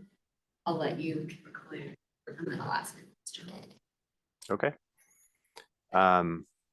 Yeah, so kind of the summary from the research and what we found is that the additional maintenance and capital costs associated with hybrid purchases kind of greatly outweigh the savings on fuel just from a cost perspective. Again, a kind of an increase of $8.5 million over the life cycle of those vehicles. That equates to purchasing hybrids will save about 10% of CO2 over, again, for those 20 vehicles. So we're talking about 600 tons for those 20 vehicles over their life cycle. And that additional cost per ton of carbon is very high.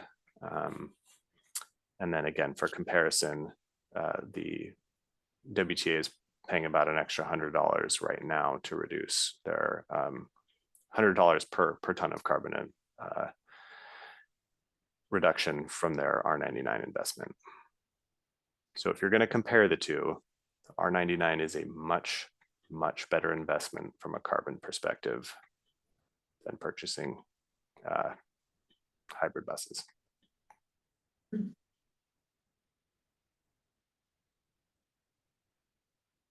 Any questions? Well, and I would imagine it makes Andy's life a little bit easier.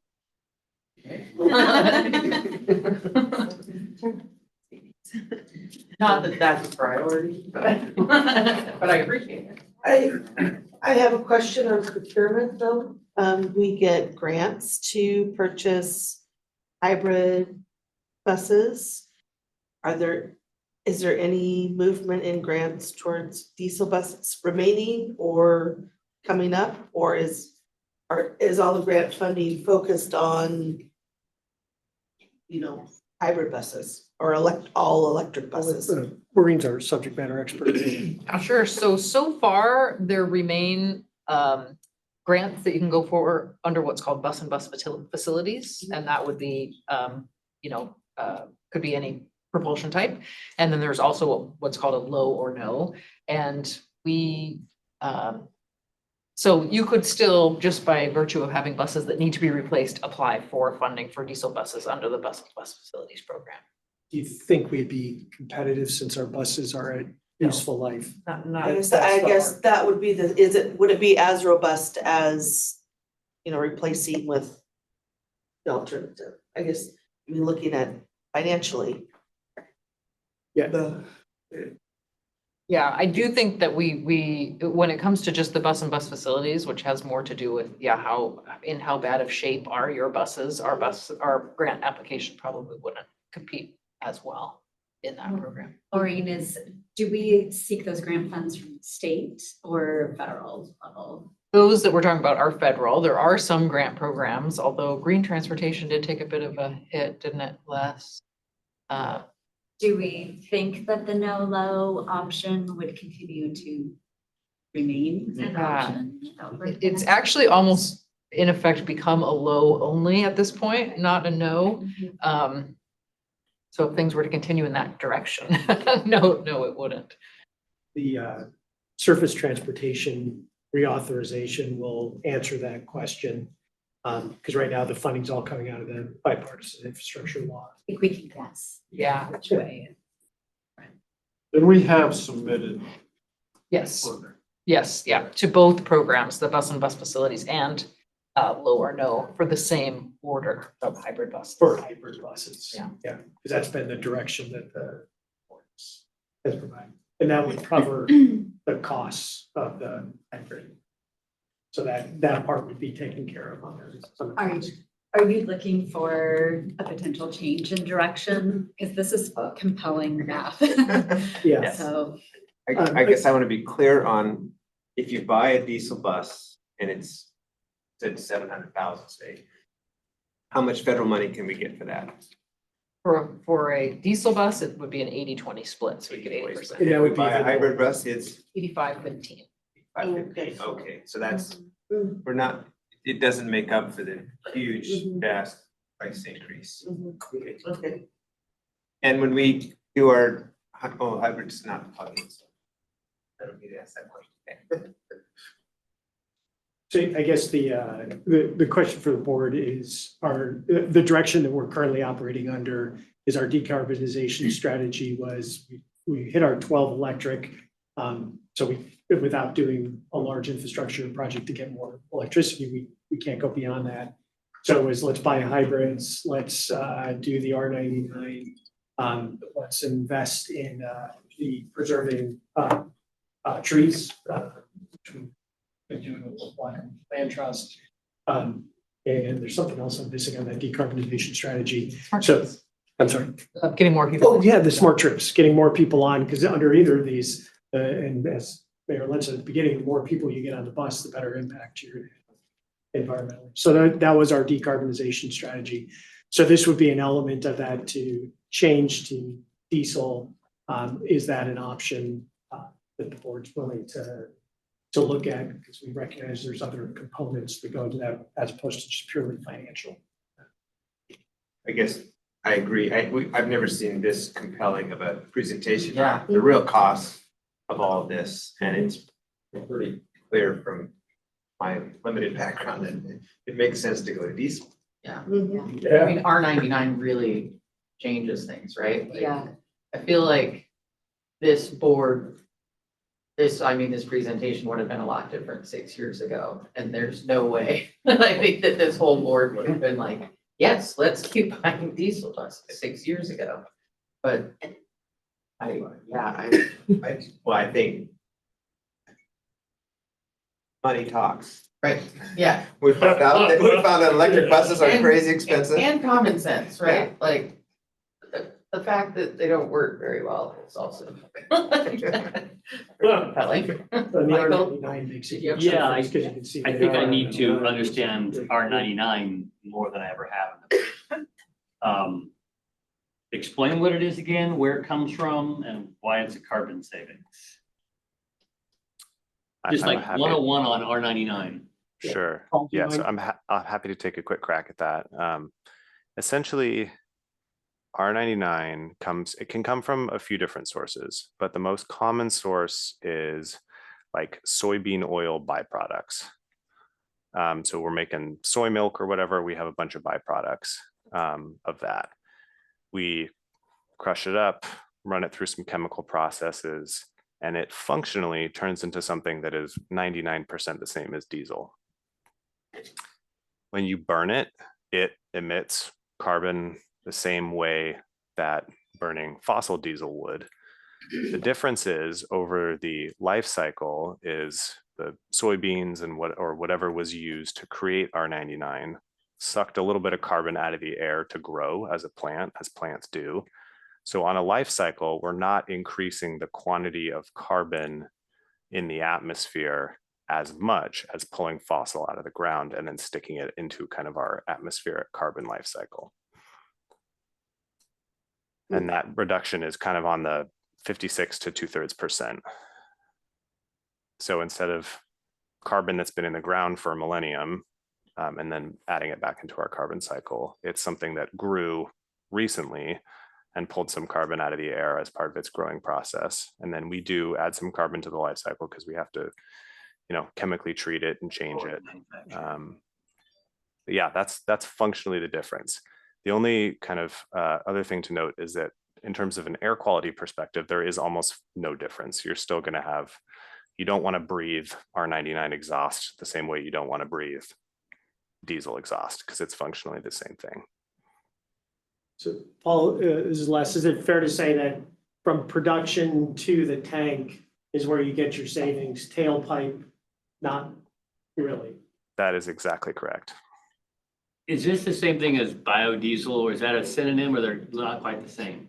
They are actually different. Biodiesel is usually ethanol based. It's corn that is grown and then chemically changed into something that is a blend. Biodiesel is usually a blend between bioproducts and diesel. So you see like B5 or B10 or B20, that is the percent of the fuel that is a bio component. They have higher carbon emissions per gallon than R99 does. Because R99 is, in a sense, 100% sourced from a plant. Correct. Gotcha. Thank you. My pleasure. I think when we look at that 8.5 million net savings, there's a real, that's a big number, especially when we're looking at the overall picture.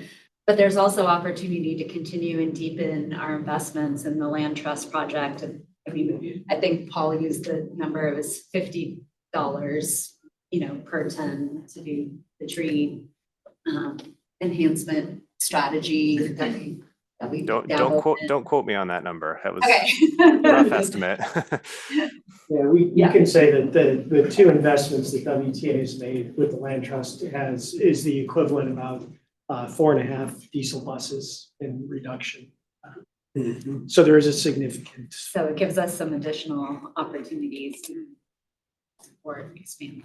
Correct. Yeah, using the R99 helps, using buying one helps, investing with smart trips to try to get more people on the bus helps.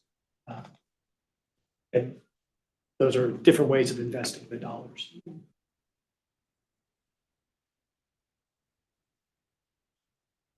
The other thing about the hybrids that we are seeing, the new ones are having acceleration problems, so operationally, we're running into some challenges on using them on the freeway.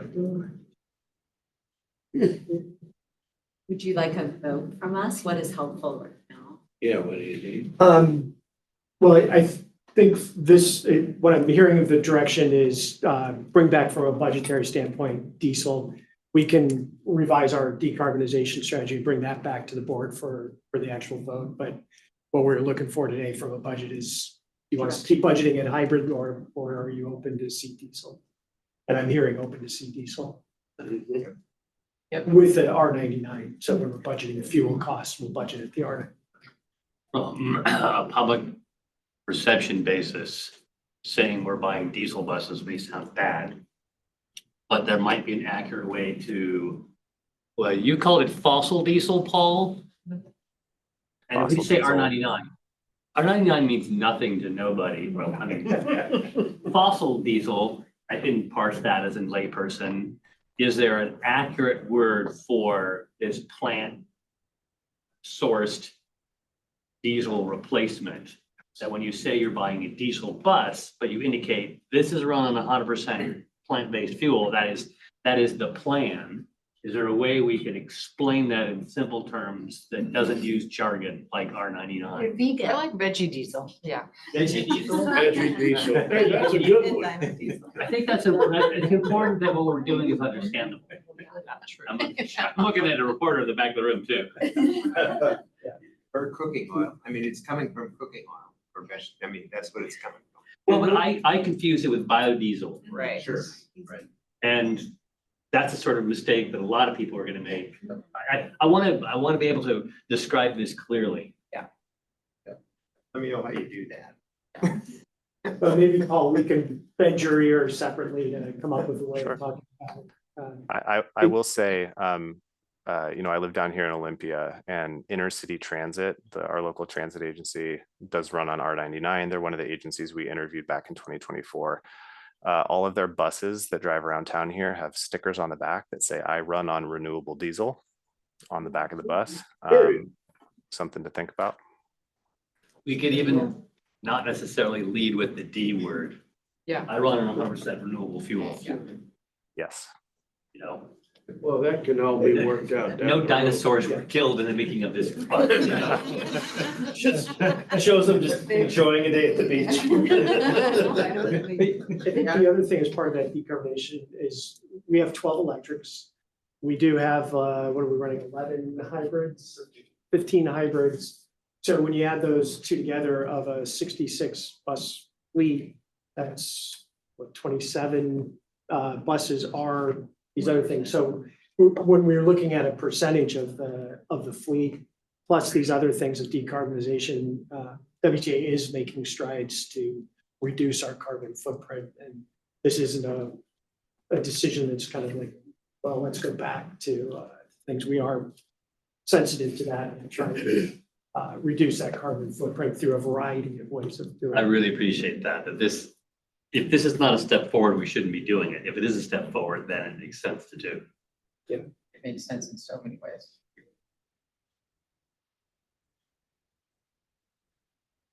All right, well, thank you. Paul, thank you again for all your hard work in helping us. My pleasure. Thanks for having me. Great. Enjoy your afternoon. Thank you, you too. Okay, now we're going back to reductions. We're going down.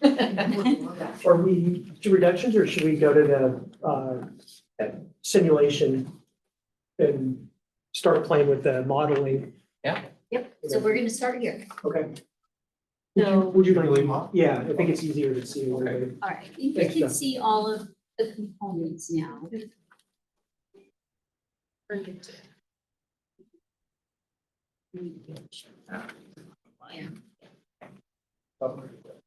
Can you guys, can you read it okay? If you want to see how the changes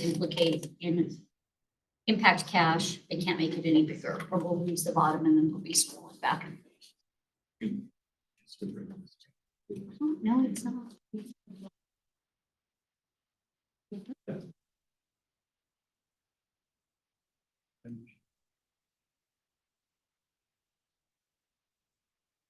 I'm gonna full screen mode.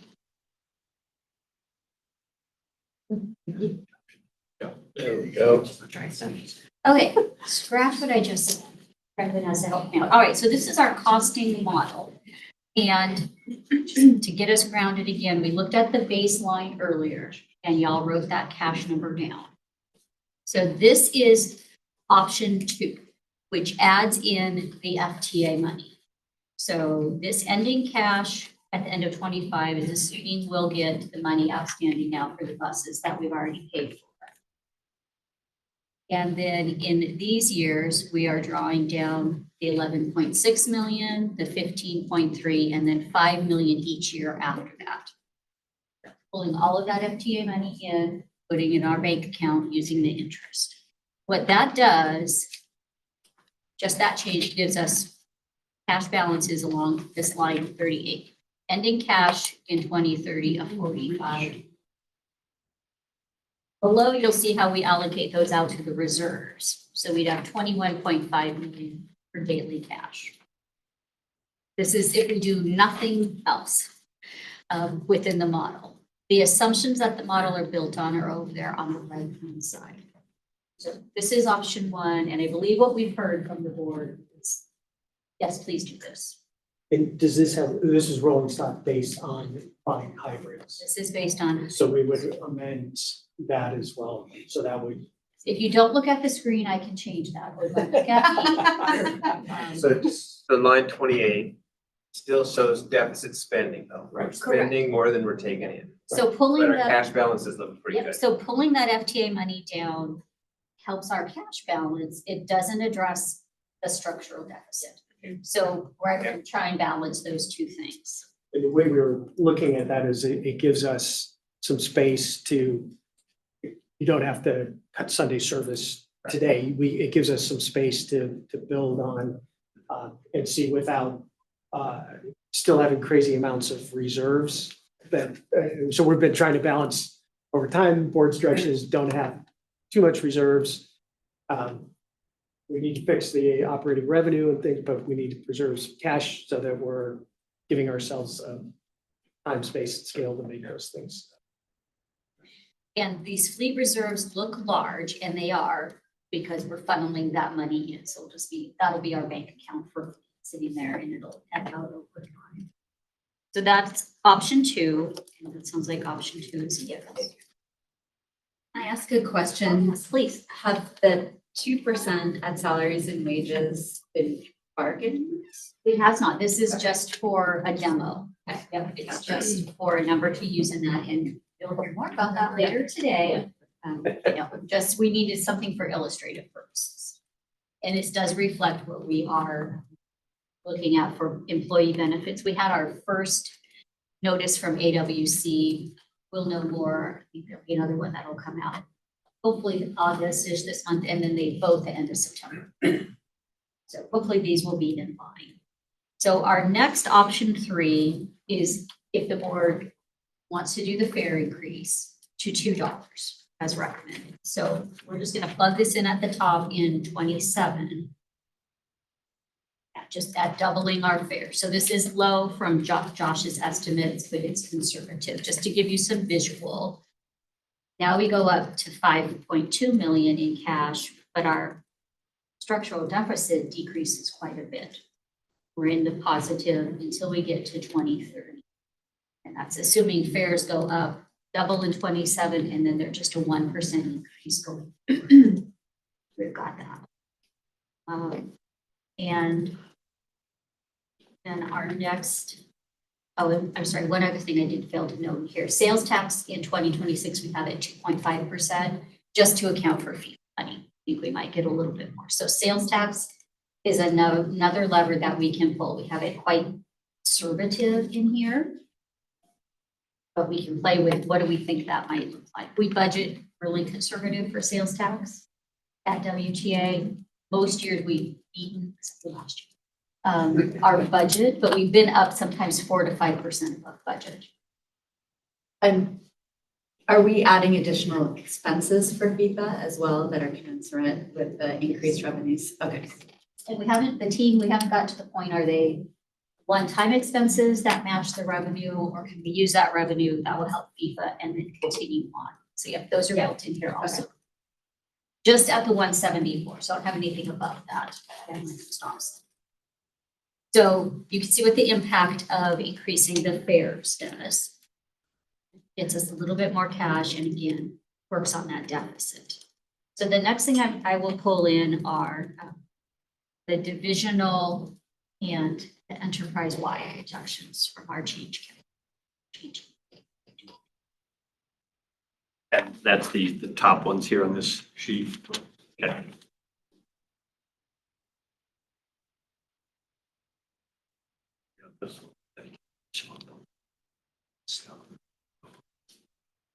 So if we bring in that 993.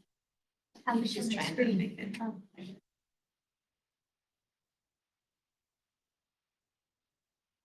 It's hard to see what that does.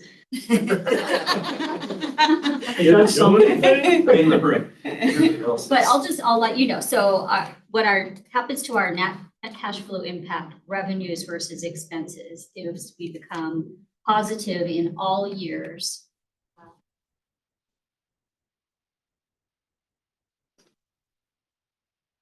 We become positive in all years with revenues outpacing the expenses, with that one change carried forward through the 5 years. And what was that assumption again? That was bringing in, so we would cut the HRC, we'd have 5% of our staff waive their mandatory medical coverage, and all the divisions would have a 4% cut. And eliminate the transit access. That one's not in here. Oh, it's not, okay. Nope. And that's layered on, that's doing. That's layered on with the same. It's smaller.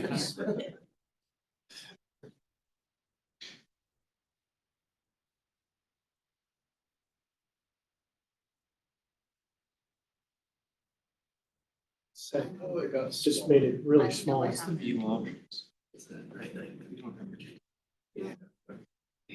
talking right, yeah. If you put the participants maybe off to the side, then maybe the aspect ratio would help you expand the. That side by side gallery. Make it That's a little better. Yeah.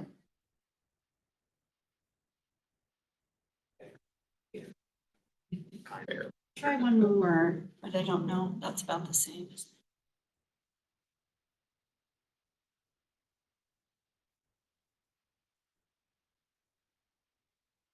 Yeah. Lesson learned from this, working with IT, I had to make the screen bigger. So again, so you can barely see this change, so this is 5307 money, doubling fares in 27, and our division and enterprise reductions has positive cash flow from operations except for in 2030. So we're at 1.8, 1.9, 1.1 million, 26, 27, 28. And then we have a $1.4 deficit in 2020. 2030. So that solves, some of our structural deficit problem. And these, the HRC would be, each of those would be continuing on. Right? And it takes our cash to 57 million, 32 million in our daily operating. So we're seeing there's small tweaks that we can make, things within our control that really have a drastic impact on both sides of it. Both sides of the equation. And as Les has said, it buys us some time to be able to look further down and not make the drastic decision, like cutting Sunday service next year when we may really not need to do that. Thanks, Ben. Get it? One of the things we're trying to guard against is the cyclical nature of things, and we don't want to always be chasing our tail. And so how do we try to smooth that out a little bit?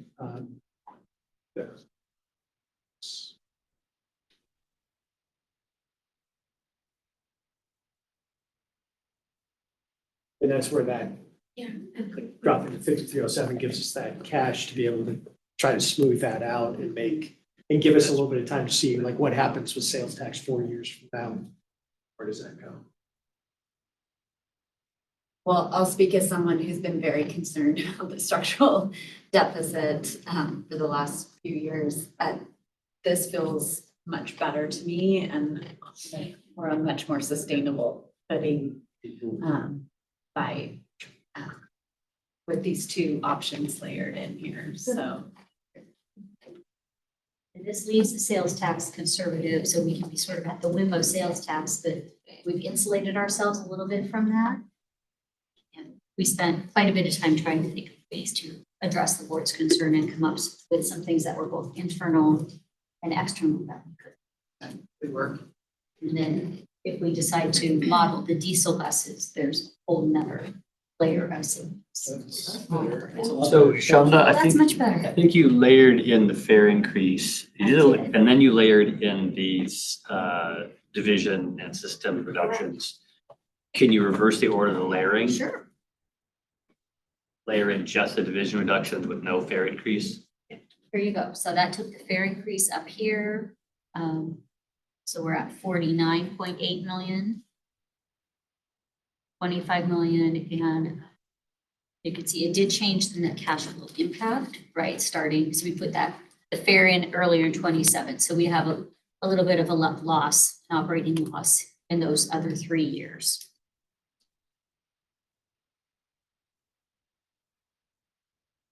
So it looks like you just can't get there with. I think it would be difficult to get there without increasing fares or having sales tax grow and be consistent. Now I can layer on that next option, which is cutting a little bit of service, and we can see what that looks like. Whereas increasing a fare preferential to eliminating some of this. Layer on this, the service. Service, okay. I think I'd rather see fares increase than. Well, kind of see them in each order. And service decrease. Okay. So this is if we layer on, I'll go to this sheet so you can take a look. The second section, eliminating zone service, U Street, 520, combining the 525. So the big one in here is no paratransit in Richmond. That's the big component of this first phase that we're looking at. Changing Route 75. Okay. So when you say no paratransit Birch Bay, isn't there still a day a week that we do full coverage of the county? That's zone service, Zone which service. also got eliminated. Right. In this concept, in this demonstration This is purposes only. Okay. This is my least favorite thing, so yeah. So what this one does is, you can see here, we've got positive all the way through to 29. In 2030, cash is up, and then our daily operating cash is up. So it almost solves the problem, but It not as almost well. solves the problem, and then if you put fare on there, just for. It almost solves the problem from a financial standpoint, but then. At what cost? It And the other works, spaces you got. And if you layer a fare increase on top of that, here's what we're looking at. I think that's one of the kind of policy discussions is, at least under that one or the other one, is how much cash reserve in our cash position are we comfortable with to justify cuts? So, if you continue working on some of these other things, how do we balance those? It's not for today, but a policy discussion. do we have a financial policy that the board's adopted that sets those reserve amounts?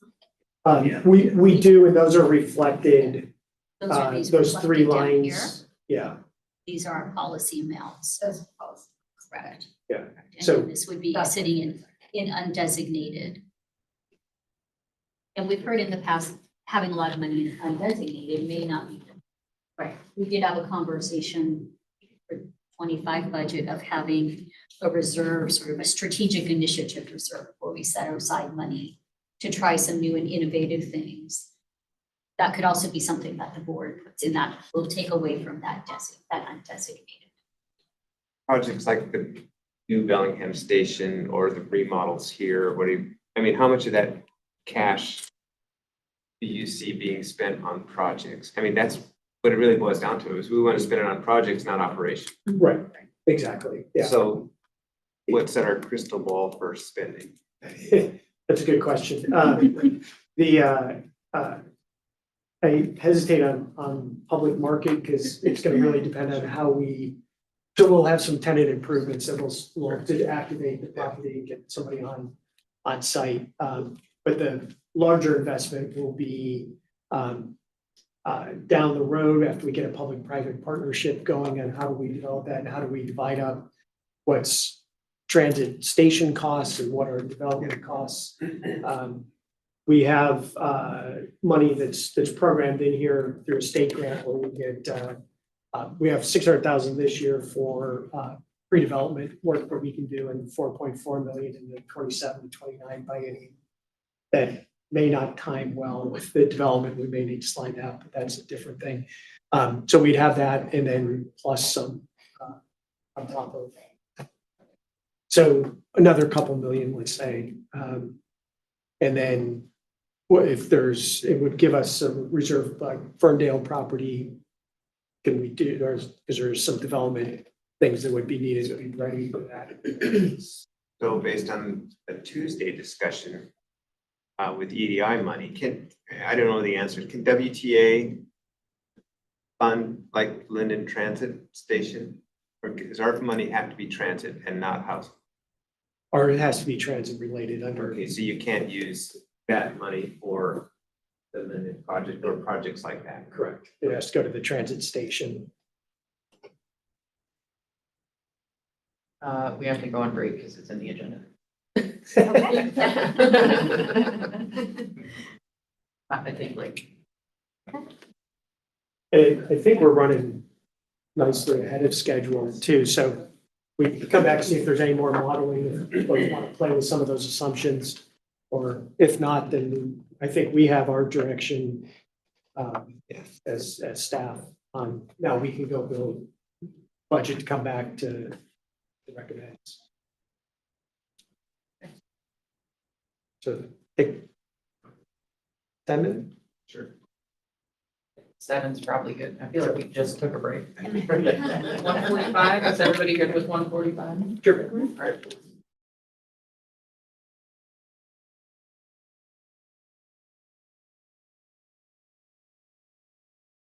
I think we're back. Put one more thing in, and it was just diesel versus hybrid buses. Okay. So this scenario has doubling the fares, those division enterprise costs, reductions, and This is easier. diesel buses. And so our structural deficit is minimal in 2029, still there in 2030, not to the same amount. And then our cash, 64 million. We're not actually calling them D buses.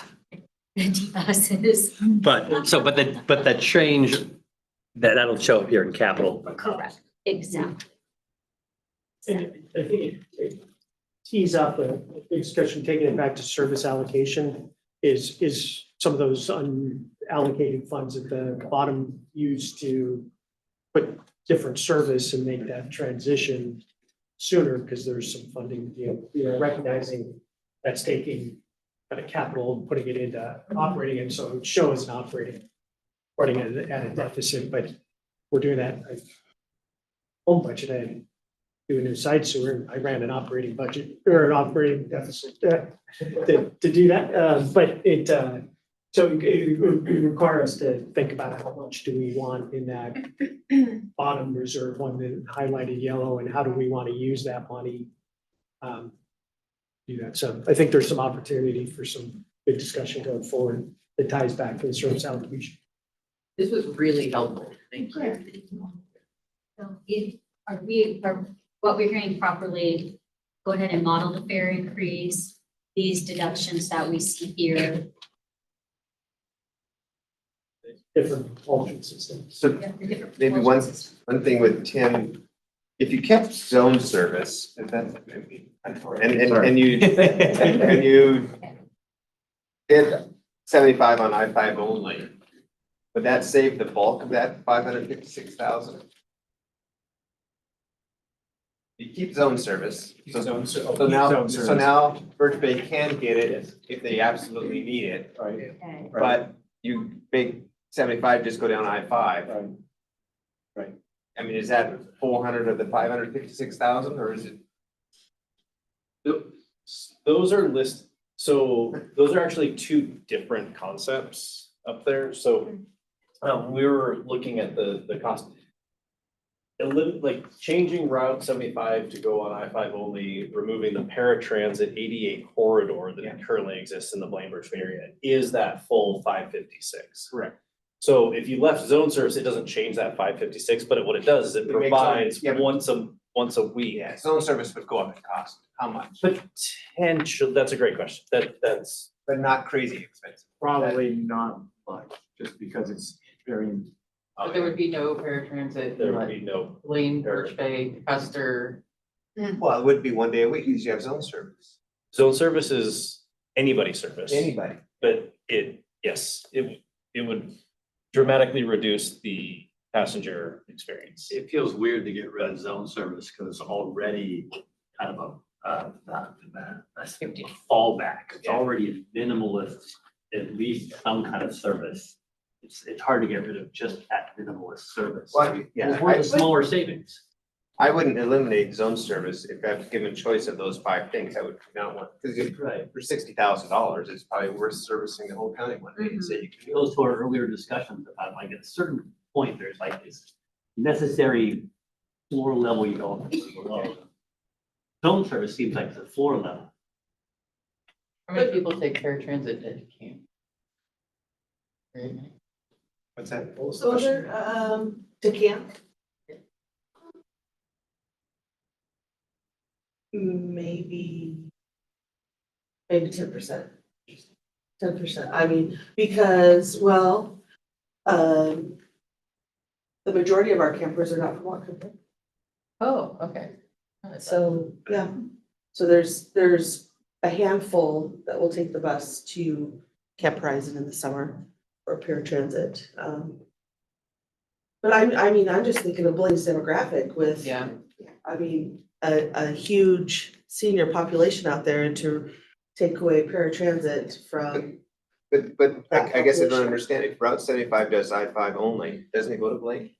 Let's go to Blaine. And then you get the half-hour thing or half-mile thing around it. So you get. Okay. You're not getting rid of the route, you're getting rid of the corridor in between a service. Oh, on either, You still have the two ends. because right now it goes on surface streets and not on the freeway. And that creates a This corridor. would just be kind of a direct service. Gotcha, so because it gets off at the old outlet mall and comes down. You would look at it as an Like- express. An It would be more of an express, express yeah. service than a local Okay. service. Here to Okay. here, it doesn't create, an express route doesn't create an 88 corridor in the same way that a fixed route. Yeah. Does. The big demand in Birch Bay Blaine is Birch Bay. Mhm. Blaine is pretty small compared to Birch Bay. Really? Absolutely. That's the big driver of service, right? From paratransit. Both fixed route. and Fixed route, so if you take away that, then you're reducing ridership by creating an express route from Bellingham to Blaine, because you're missing the majority of the people that are currently riding. Right, we used to have 2 different routes, and that's why we decided we used to have a route that served Birch Bay, Blaine, a separate express route, and those were combined for efficiency purposes. Mhm. But we kept the Birch Bay because that's where we captured the most That's where riders. Interesting. The other thing we can do, because this was presented more for kind of scope and scale of what that is. And this would have to go through our service, public hearings and all those kinds of things. Right, so we could more model keeping the zone service and Route 75 as is while we study that and eliminate the other 2 lower performing ones, U Street, combine the other 2, which is 550,000 savings.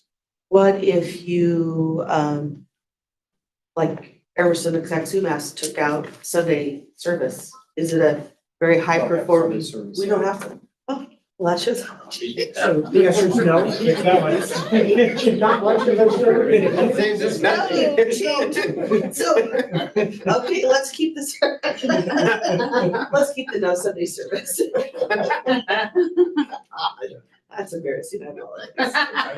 So I think we've got some good direction we can come back with and present in a budget for. So I'd just like to add one more thing, just this column here represents the number of employees that are impacted by these changes. So if we did that second group, we'd have 10 transit operators. But our plan would be to not lay off those employees, that we pull them into the current employee model, and then as attrition happened, we would do it that way. So we don't want to, this was just for information, but we would preserve those employees as employees and just attrition over time. Right, thank you. well, I think we can move to closed session. Yep. That's okay. And always have scripts. Thank you. How long? Vanessa? Well, the agenda 30. is 25. Well, we have time if there's 30, if you want 30. Did I cut you short? Okay. Okay. I'd say 30. 30? Okay. The board will now meet in closed session for a collective bargaining update. Bye, Dan. Bye. That's allowed by RCW 42.30.144. Thank you for giving up some. of Yeah. Enjoy your vacation. Yes, all right. Yeah. Thank you. The board will be in closed session for approximately 30 minutes until 2:25 PM.